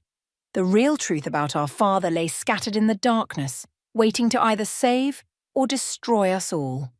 My phone buzzed again, an unknown number this time. The message contained just 4 words. I saw the accident. The anonymous witness's statement lay on my mother's polished desk like a live grenade. Beside it, Ruby's forensic analysis of the accident scene photos revealed what really happened that night, and who was actually behind the wheel. It wasn't Dad at all, was it? I kept my voice steady as my mother paced her study. It was Stephen. You have no idea what you're talking about. But her fingers trembled as she reached for her ever-present glass of wine. The witness remembers everything. How Stephen was driving, how you helped cover it up. I placed the old newspaper clipping next to the statement. You let Dad take the blame, then used his guilt to control him for decades. The study door opened. Stephen entered, his usual smoothness replaced by barely contained panic. The board members are calling. Someone leaked documents about the embezzlement. That would be me. Annie stepped in behind him, holding up her phone. Every transaction, every manipulated account, all sent to the ethics committee 20 minutes ago. Our mother's glass shattered against her desk. You ungrateful... Save it, I cut in. We also found Grandma's original will, the one you destroyed and replaced. She left everything to Annie and me, with Dad as executor. Not you, never you. Everything I did was to protect this family. She whirled on Stephen. Tell them why we had to take control. But Stephen was already backing toward the door. Christine, I think it's time we... Don't you dare. Her voice could have frozen flame. After everything I've done for you, everything I covered up. Like the real estate fraud? My father's voice made us all turn. He stood in the doorway, holding a familiar metal box, a second lockbox from the summer house. Or should we discuss the offshore accounts? Stephen lunged for the box, but Ethan stepped out from behind my father, blocking his path. The police are very interested in those accounts, Stephen, especially the ones tied to known criminal enterprises. You're bluffing, our mother whispered, but her face had gone pale. I pulled out my grandmother's locket, opening it to reveal a tiny USB drive. Everything's here. Every transaction, every cover-up, every lie. Grandma knew what you were planning. She left us the breadcrumbs to find the truth. You can't prove any of this, Stephen snarled, but his eyes darted between the exits like a trapped animal. Annie moved to block the doorway. The witness is waiting at the police station right now, ready to tell them exactly what happened the night of the accident. Our mother's composure finally shattered. I protected you, she pointed at our father. I saved you from prison, saved this family from disgrace. No, he said quietly. You used my shame to build your own power, but I'm done being your puppet. Sirens wailed in the distance, growing closer. It's over, Mother. I placed my hand on the locket. Grandma's real legacy ends here, with the truth. Stephen made a break for the side door, but Ruby appeared, blocking his escape. Going somewhere. The police would love to hear about those offshore accounts. Our mother sank into her chair, decades of careful control crumbling around her. You'll destroy everything. The family name, our reputation. No. Annie stepped forward, her voice strong. We're reclaiming it, starting with this. She pulled out a familiar recipe card.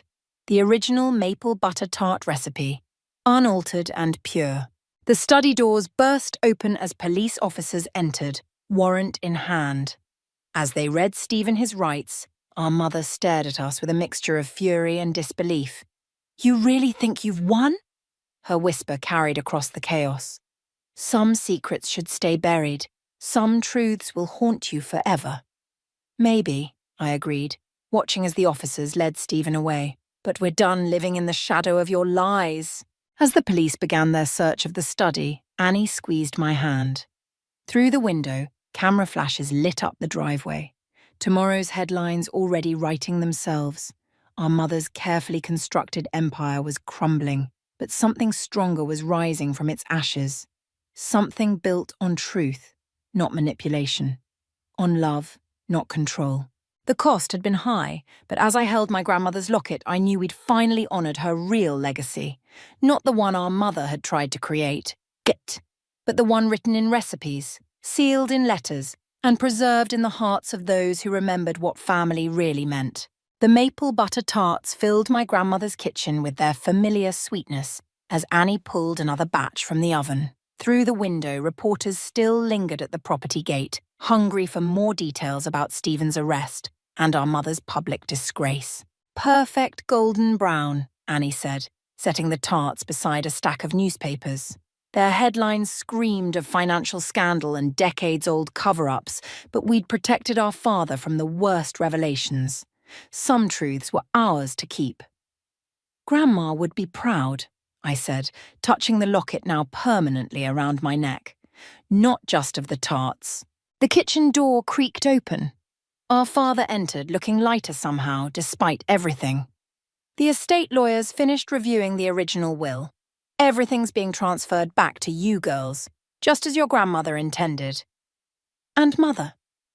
Annie's voice held more curiosity than bitterness now. Accepting a quiet retirement abroad. He picked up one of the newspapers. She'll have enough to live on, but her days of control are over. Ruby appeared in the doorway, waving a thick envelope. The Culinary School Board reviewed Annie's case. They're not just reinstating your acceptance. They want you to teach a heritage cooking course. Annie's eyes filled with tears as she read the letter. In Paris? And they want your grandmother's recipes included in the curriculum, Ruby added with a smile. I touched the recipe card on the counter, its edges soft with age and use. They belong to everyone now. No more hiding them away. Speaking of no more hiding, our father pulled out an old photo album. I found this in the summer house foundation. Your grandmother left it there, along with this.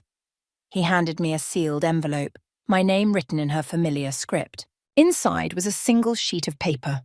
Dearest Madeline, if you're reading this, you've discovered the truth. But remember, legacy isn't just about exposing lies. It's about choosing which truths to preserve, which recipes to pass on. Some ingredients are better left unmeasured. Love, Grandma. The doorbell rang. Ethan entered with a stack of documents. The board approved everything. The family foundation is being restructured, with both of you as trustees. And the summer house? Annie asked. Being converted into a cooking school, I said, where students can learn the real traditions, the authentic recipes. Our father touched the recipe card gently. Your mother wasn't entirely wrong, you know. Some things do need to evolve, but not at the cost of their soul. A noise from the driveway drew us to the window. Our mother stood at the gate, ignoring the reporters as she stared up at the house. For a moment, I saw something in her face, not regret exactly, but recognition of what she'd lost, what she'd traded for power. She placed something on the gatepost, a small wrapped package, then walked away without looking back. Later, we found it contained her own grandmother's recipe book, filled with notes and variations we'd never seen. On the final page, she'd written, "Some legacies deserve to survive, even if their keepers don't." Annie began copying the recipe for tomorrow's paper, her new weekly column celebrating family cooking traditions. But she paused, looking up at me. "Do you think we'll ever understand why she did it all?" "Maybe that's not the point," I said, watching the sunset paint the kitchen in familiar golden hues. "Maybe it's about understanding ourselves." The oven timer chimed.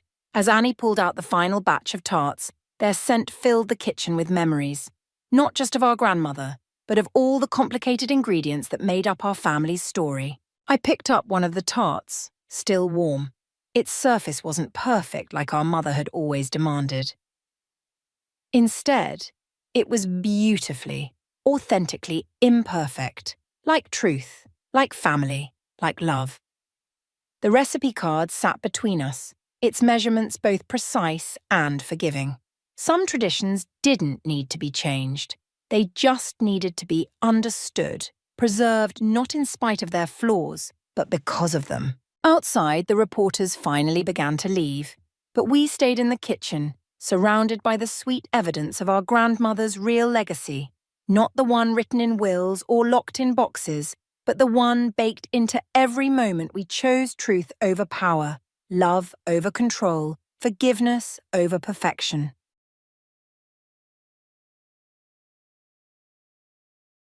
My mother's words sliced through the dining room like a blade, precise and calculated. Teaching was never meant to be your future, Alyssa. I'm Alyssa, and until that moment, I thought I understood my family's expectations. The crystal glasses clinked as my husband Albert set them on the mahogany table, his movements deliberately slow, avoiding my gaze. The agreement was clear, my mother continued, smoothing her silk napkin with manicured fingers. 1 year of indulgence, then you take your place in the family business. The roast chicken grew cold on my plate as I processed her words. Agreement? What agreement? My 7-year-old daughter Gabriella watched the exchange with unusual intensity, her fork suspended mid-air. "Rose," Albert murmured, using my mother's name like a warning. I gripped my knife tighter. "What exactly are you talking about?" My brother Matthew shifted in his chair, his musician's fingers drumming an anxious rhythm on the tablecloth. "Maybe this isn't the time." "It's exactly the time," my mother cut him off. "Your Uncle Charles and I have been patient, more than patient, but seeing you waste your potential with finger paintings and alphabet songs." She shook her head, disappointment radiating from every pore. "My students are learning to read," I said, my voice steadier than I felt. "They're discovering their voices. They're not your responsibility." My mother's tone carried the weight of generations. "The family legacy is." Gabriella dropped her fork, the clatter making everyone jump. "Mommy's the best teacher ever. Jason learned all his letters because of her." My sister Madeline, who'd been suspiciously quiet, finally spoke. "Mother, you can't seriously expect—" "I expect what was promised," my mother snapped. "Charles has already begun the arrangements. The position at the foundation opens next month." The foundation. My uncle's pride and joy. A labyrinth of power plays disguised as philanthropy. I'd avoided it for years, building my own life, my own dreams. But looking at my mother's face, I realized my freedom had been an illusion.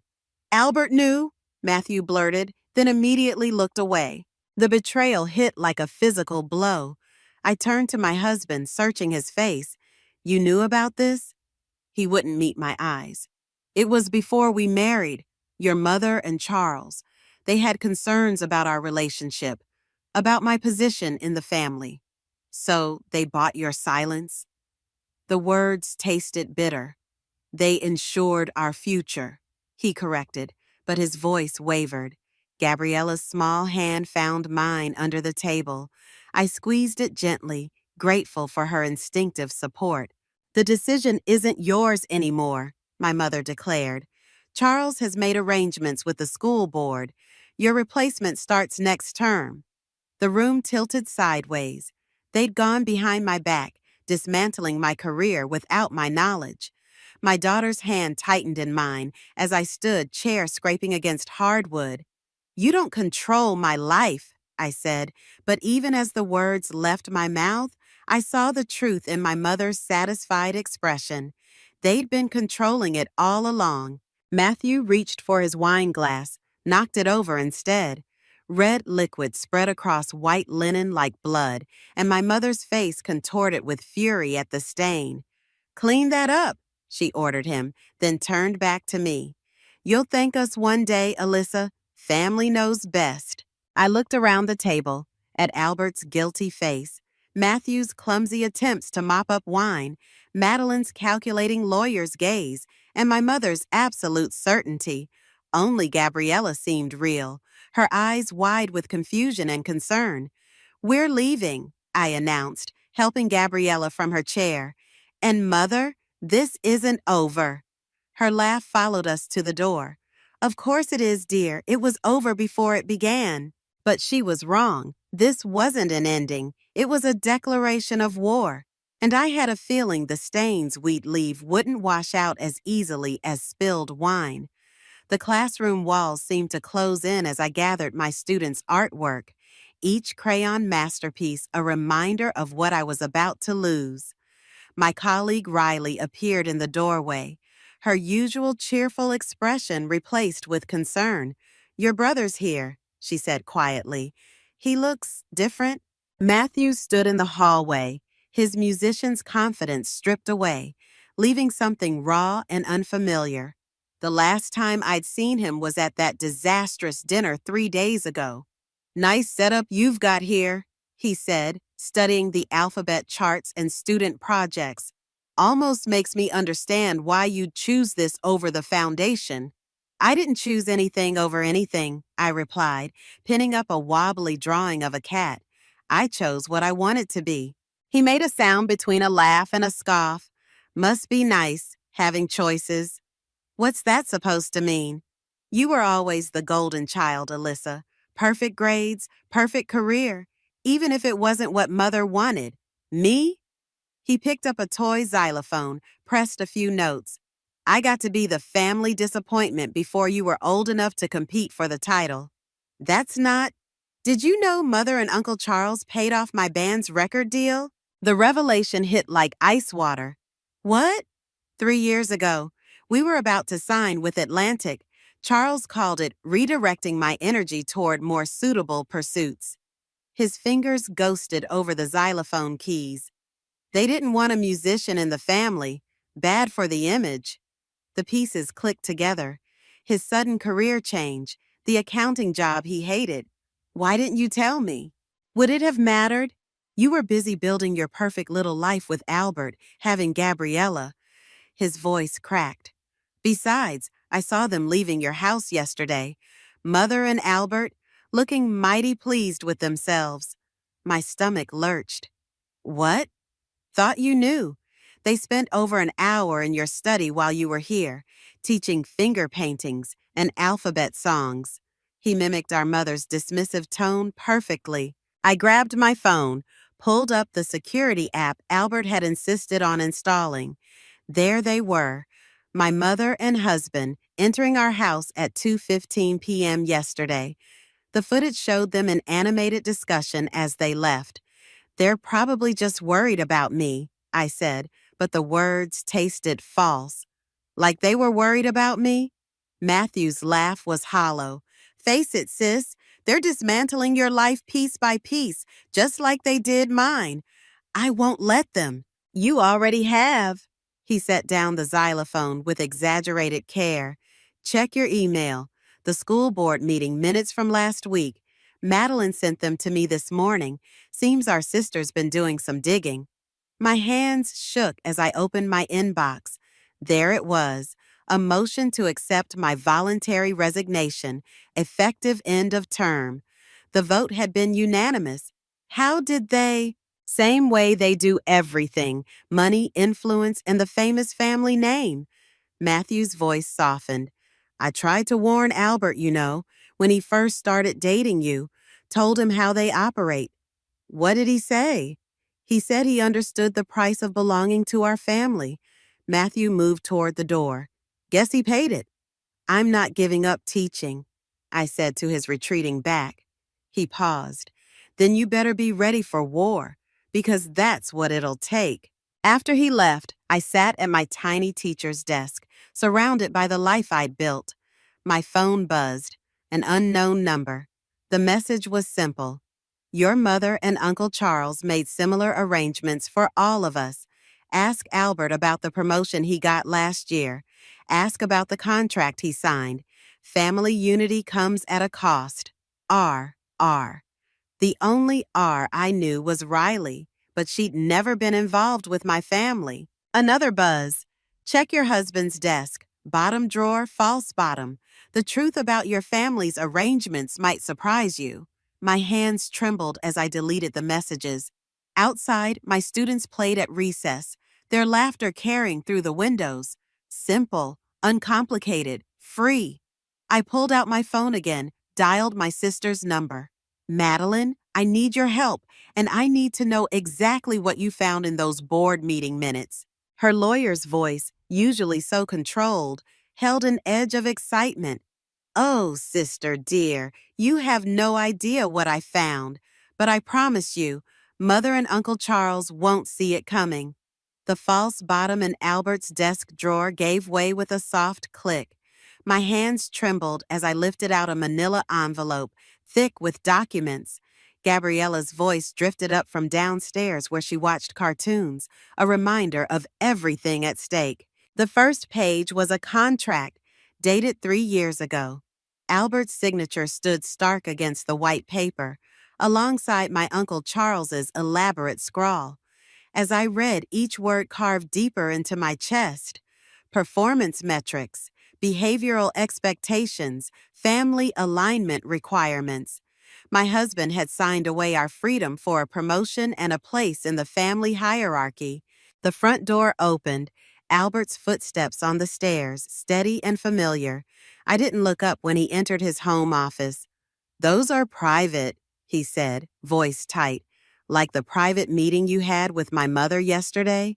I held up another document, a monthly report on my activities, my relationships, my decisions, all meticulously documented in my husband's handwriting. It's not what you think. Really? Because I think you've been spying on me for years. I pulled out more papers, recording my phone calls, tracking my location, all while pretending to support my teaching career. He moved closer, reaching for the documents. They gave me no choice. There's always a choice. I stepped back. Matthew chose to walk away from his music. You chose to betray your wife. I chose to protect our family. His composure cracked. You don't understand what they're capable of. Your mother and Charles, they destroy people who don't fall in line. Like they destroyed your rival company last year? The words hit their mark. Albert flinched. Yeah, Madeline told me about that convenient bankruptcy. That was business. This is our life. The paper scattered as I stood. Our daughter's life. Gabriella's exactly why I did it. Albert's voice dropped. They threatened to take her away, said they'd prove us unfit parents unless I helped them bring you into line. The world tilted. What? Your mother has judges in her pocket, social workers on payroll, one phone call. He pressed his palms against his desk. I thought I could protect you both from within the system. By betraying everything we built? By playing their game? His fist slammed the desk. I watched them destroy my father's company when I was younger. He refused to sell to Charles, so they crushed him. He died broken, and I swore I'd never let that happen to my family. A small gasp made us both turn. Gabriella stood in the doorway, her stuffed rabbit clutched tight. "Why are you fighting?" she whispered. Albert moved toward her. "We're just—" "Don't." I stepped between them. "Don't pretend this is nothing. She deserves better than lies." My phone buzzed. Madeline calling. I sent it to voicemail, focused on our daughter's frightened face. "Remember when you asked why Uncle Charles always makes people do what he wants?" I knelt before Gabriella. Sometimes adults make bad choices because they're scared. Like when Tommy broke my crayon because the big kids told him to? Exactly like that. I touched her cheek. But Tommy was wrong, wasn't he? And so is Daddy. Albert made a pained sound. "Alyssa, please. No more lies." I stood facing him. "You want to make this right? Tell me everything, every deal, every threat, every conversation with my mother and Charles. They'll destroy us. They're already destroying us." I gathered the scattered papers. But I'm done being afraid. Madeline's found something big enough to scare them. Help me use it. His eyes darted between me and Gabriella. "I can't." "Then pack a bag." My voice didn't waver. "Stay with your brother until you decide whose side you're really on." "Mommy?" Gabriella pressed against my leg. "It's okay, baby. Sometimes people need time to remember who they really are." Albert's shoulders sagged. "What about your mother, Charles?"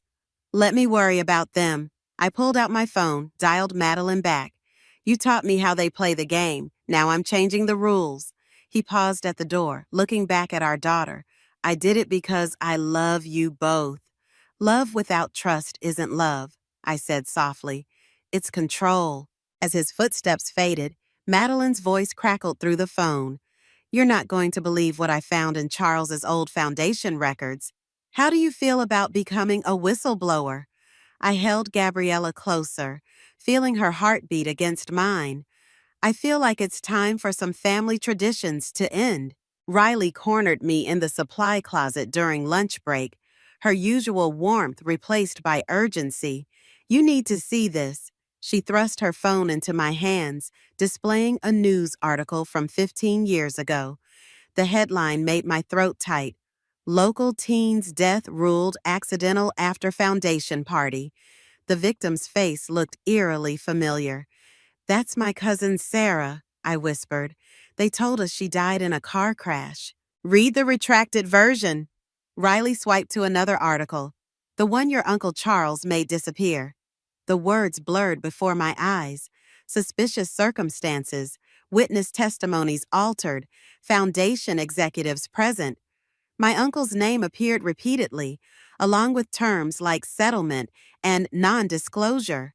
"How did you find this?" Riley's face hardened. "Because Sarah was my sister." The phone nearly slipped from my grip. "What?" "Different mothers, same deadbeat dad." She pulled out a worn photograph. "I've spent years tracking your family's corruption, getting close enough to understand how they operate." The classroom door creaked. We both jumped, but it was only Gabriella, clutching her lunchbox. "Mommy, Grandma's here." My mother stood in the doorway of my classroom, immaculate as always. "Darling, we need to discuss the foundation gala tonight. Your Uncle Charles expects everyone present."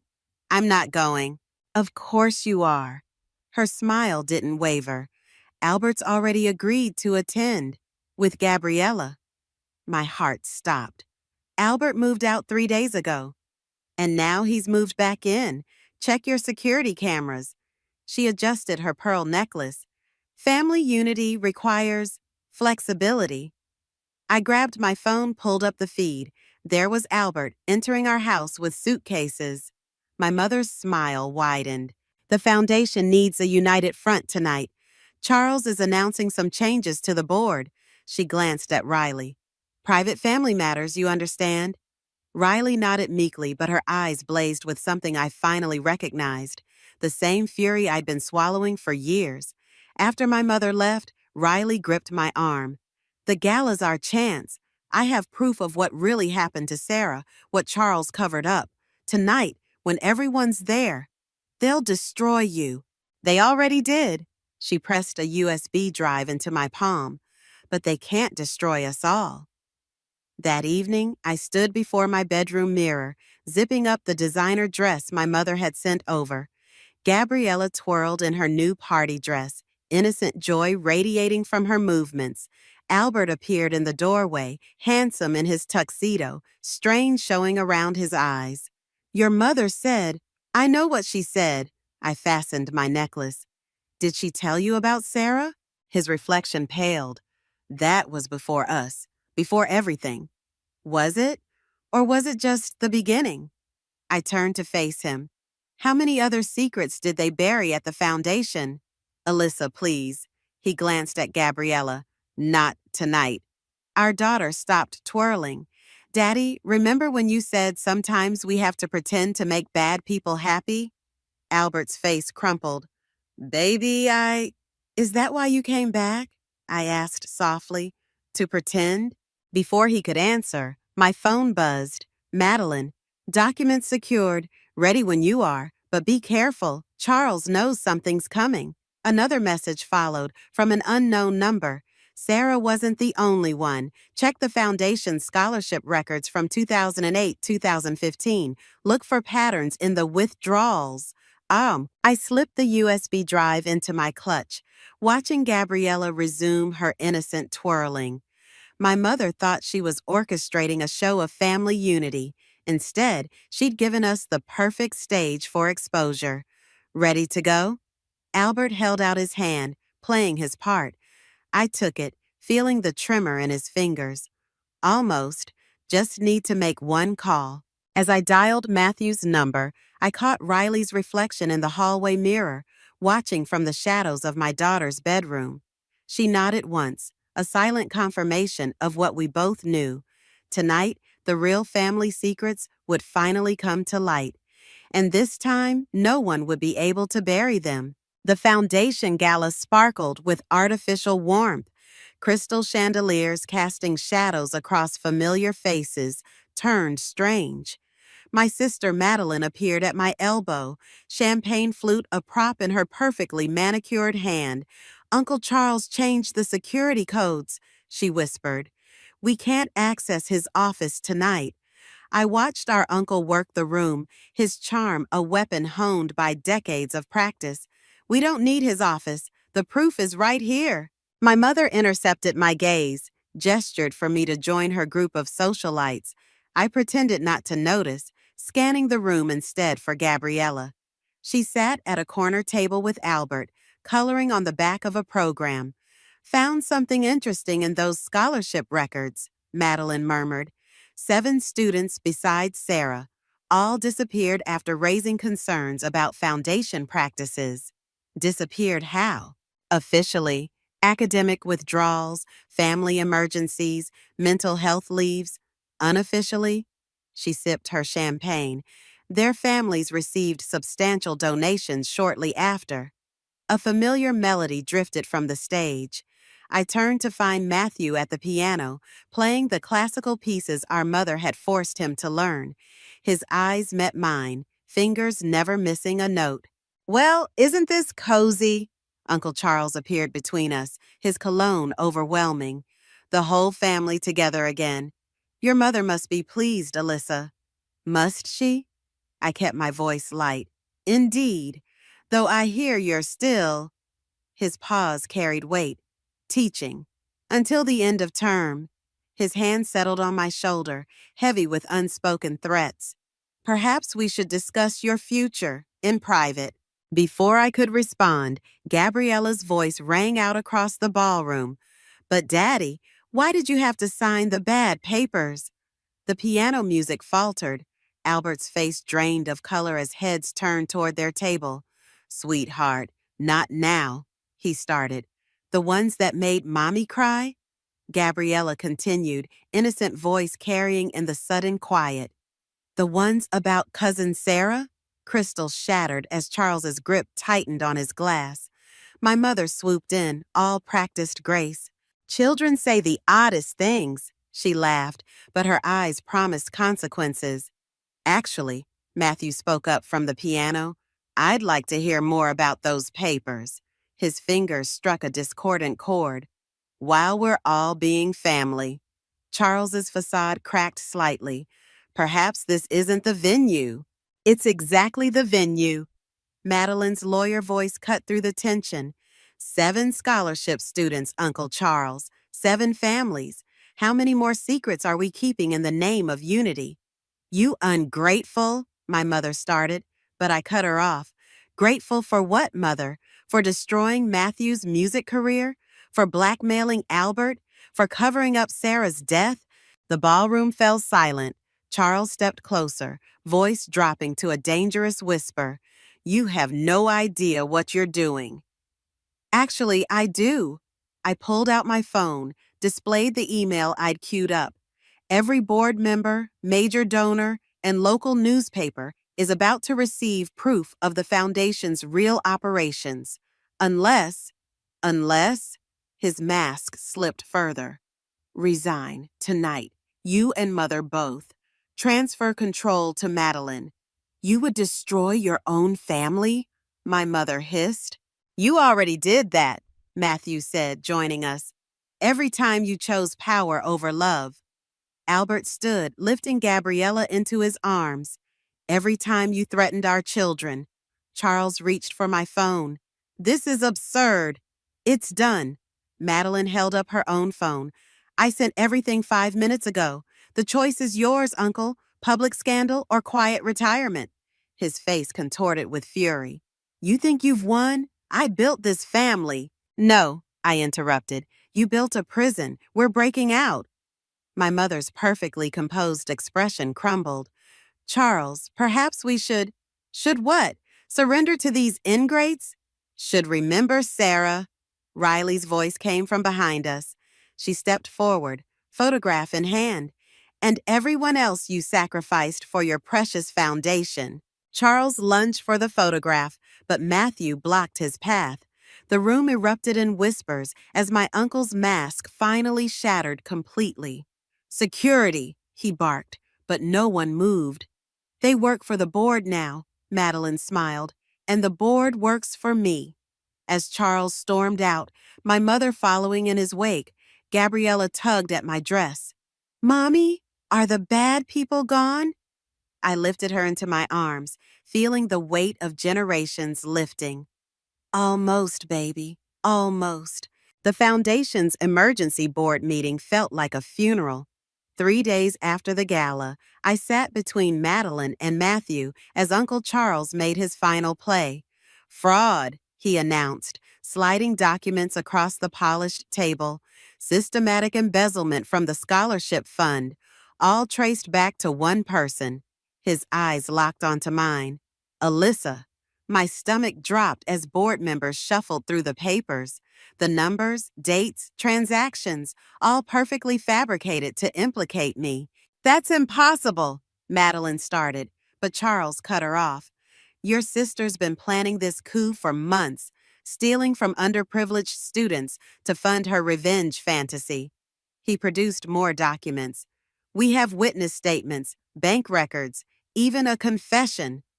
Albert's signature blazed at the bottom of a sworn statement. My husband's betrayal, immortalized in black ink. Where's Albert now? I managed to ask. Safe, my mother answered from the doorway. With Gabriella, away from your destructive choices. Matthew grabbed my arm as I started to rise. Don't. That's what they want. The police have been notified, Charles continued. Unless what? Madeline's lawyer voice cracked slightly. Unless Alyssa signs a full confession, admitting she fabricated all allegations against the Foundation, she'll resign her teaching position, accept a role here, and we'll handle this internally, as family. My mother stepped closer. Think of Gabriella, dear. How will she cope with a mother in prison? You can't possibly think anyone will believe this, I said, but the board members wouldn't meet my eyes. 7 scholarship students. Riley's voice rang from the back of the room. 7 families paid off. I have proof. Miss Reynolds, Charles smiled coldly. Or should I say, Sarah's sister. Your vendetta against this family has made you an unreliable witness. Security will escort you out. As guards moved toward Riley, my phone buzzed. A video message from Albert. Gabriella in our kitchen, tears streaming down her face. Tell Mommy I'm sorry. Tell her to sign the papers so we can be family again. You recorded our daughter? My voice shook. Used her as leverage? You used her first, my mother countered, dragging her into your schemes, poisoning her against us. Matthew stood suddenly. This is insane. We all know what really happened to Sarah. Do we? Charles produced another document. Because I have Sarah's original suicide note, the one explaining how your sister's constant pressure about exposing imagined foundation misconduct drove her to it. That's a lie. Riley lunged forward, but security caught her arms. The truth is whatever we say it is, my mother said softly. It always has been. As Riley was dragged out, I saw the defeat in Madeline's eyes. Our evidence, our witnesses, our careful plans. Charles had countered everything. Tick-tock, Charles tapped his watch. Police are waiting for my call. Prison or family, Alyssa. Choose. My phone buzzed again. Albert, please, for Gabriella. If I sign, my voice felt distant. What guarantee do I have? You'll have your daughter, my mother answered. Your marriage, your freedom, within appropriate boundaries. Matthew gripped my shoulder. Don't do this. We can fight. Fight what? Charles spread his hands. Every document is legally verified. Every witness is credible. Every transaction has a paper trail. Face it, we taught you how to play this game. Did you really think you could beat us? The confession sat before me, a single signature line waiting. My mother placed an expensive pen in my hand. Family first, she whispered. Always. I thought of Gabriella's tears, Albert's betrayal, Sarah's real fate buried under years of lies. The pen trembled as I lowered it to paper. Wait! Madeline's voice cut through the silence. Before she signs, I have one question for Charles, about the night Sarah died. The matter is closed, he snapped. Is it? Because I found something in Father's old files, something about where you really were that night. For the first time, I saw uncertainty flicker across my uncle's face. The pen hovered over the confession as I looked up at my mother's triumphant expression, Charles's momentary doubt, and Madeline's calculated calm. The game wasn't over, but the next move could cost me everything. The night Sarah died, Madeline continued, pulling a weathered envelope from her briefcase. You weren't at the foundation gala, were you, Uncle Charles? The boardroom air grew thick with tension. My mother's perfectly manicured nails dug into her armrest. This is hardly the time, Charles began. You were at the lake house.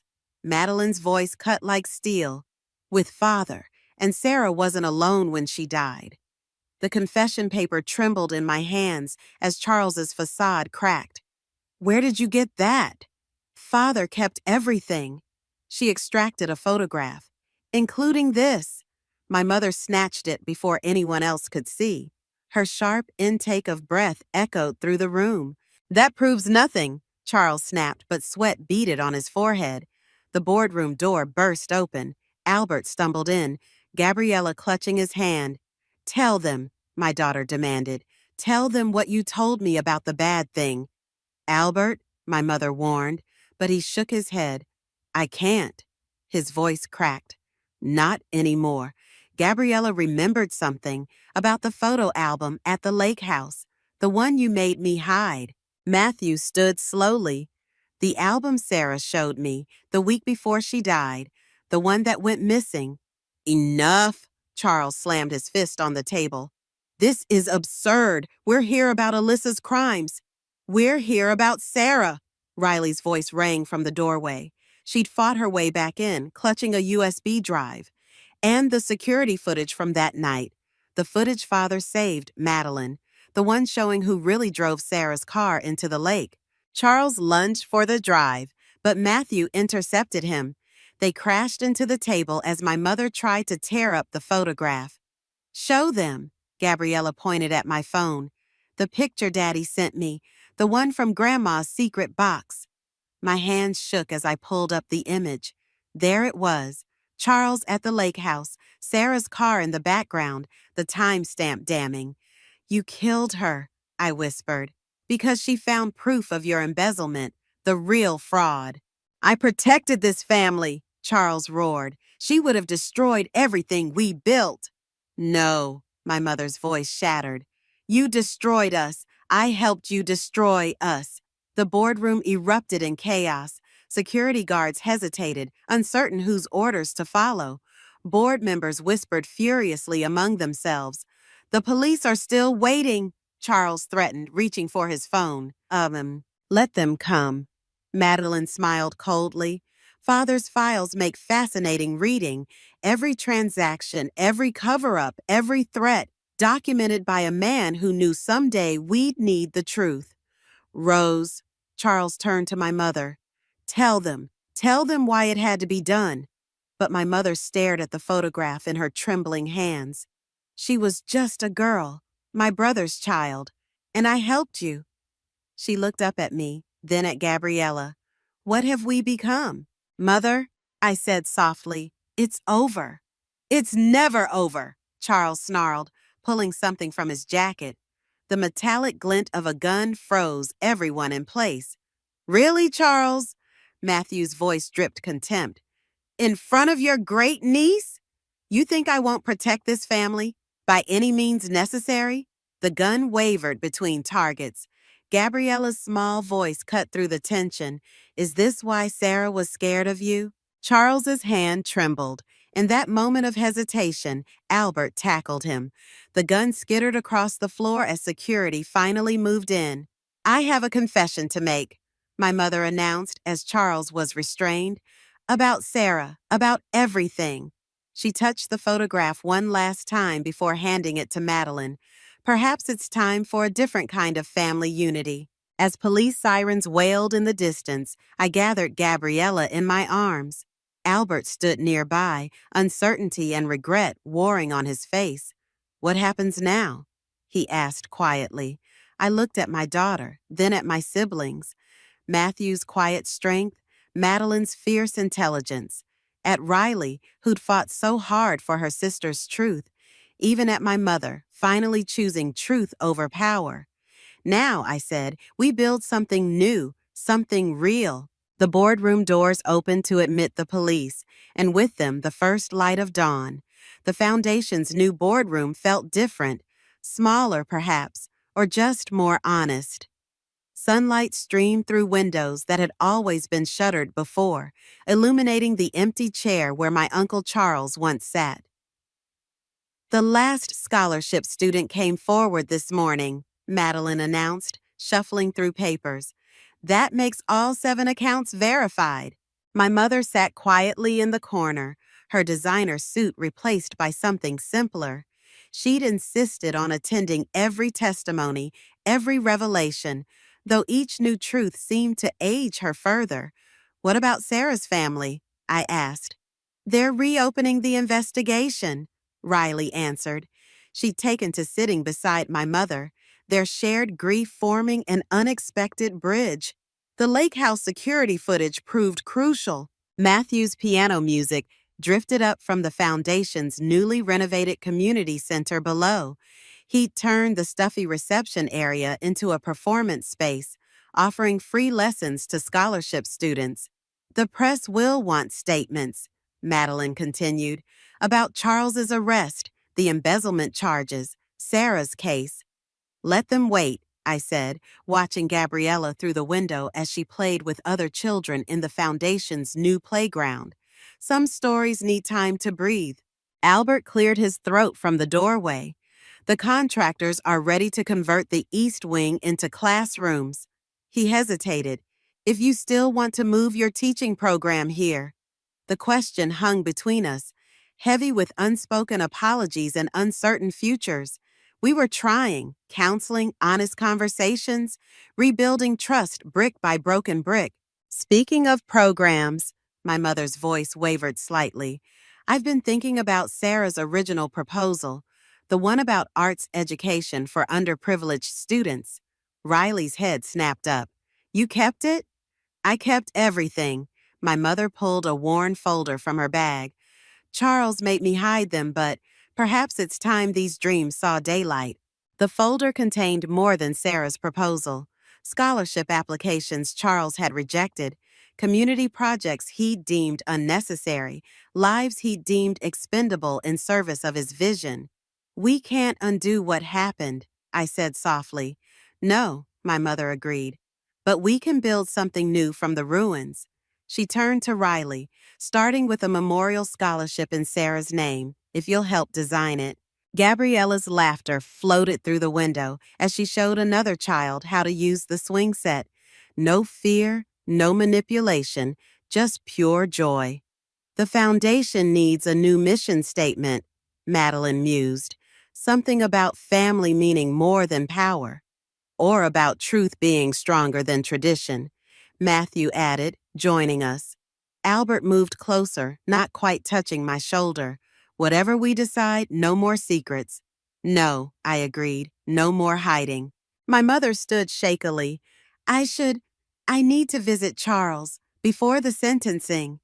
I'll drive you, Riley offered, surprising everyone, including herself. As they left, Gabriella burst into the room, brandishing a crayon drawing. Look what I made. It's all of us, even Aunt Riley and Grandma.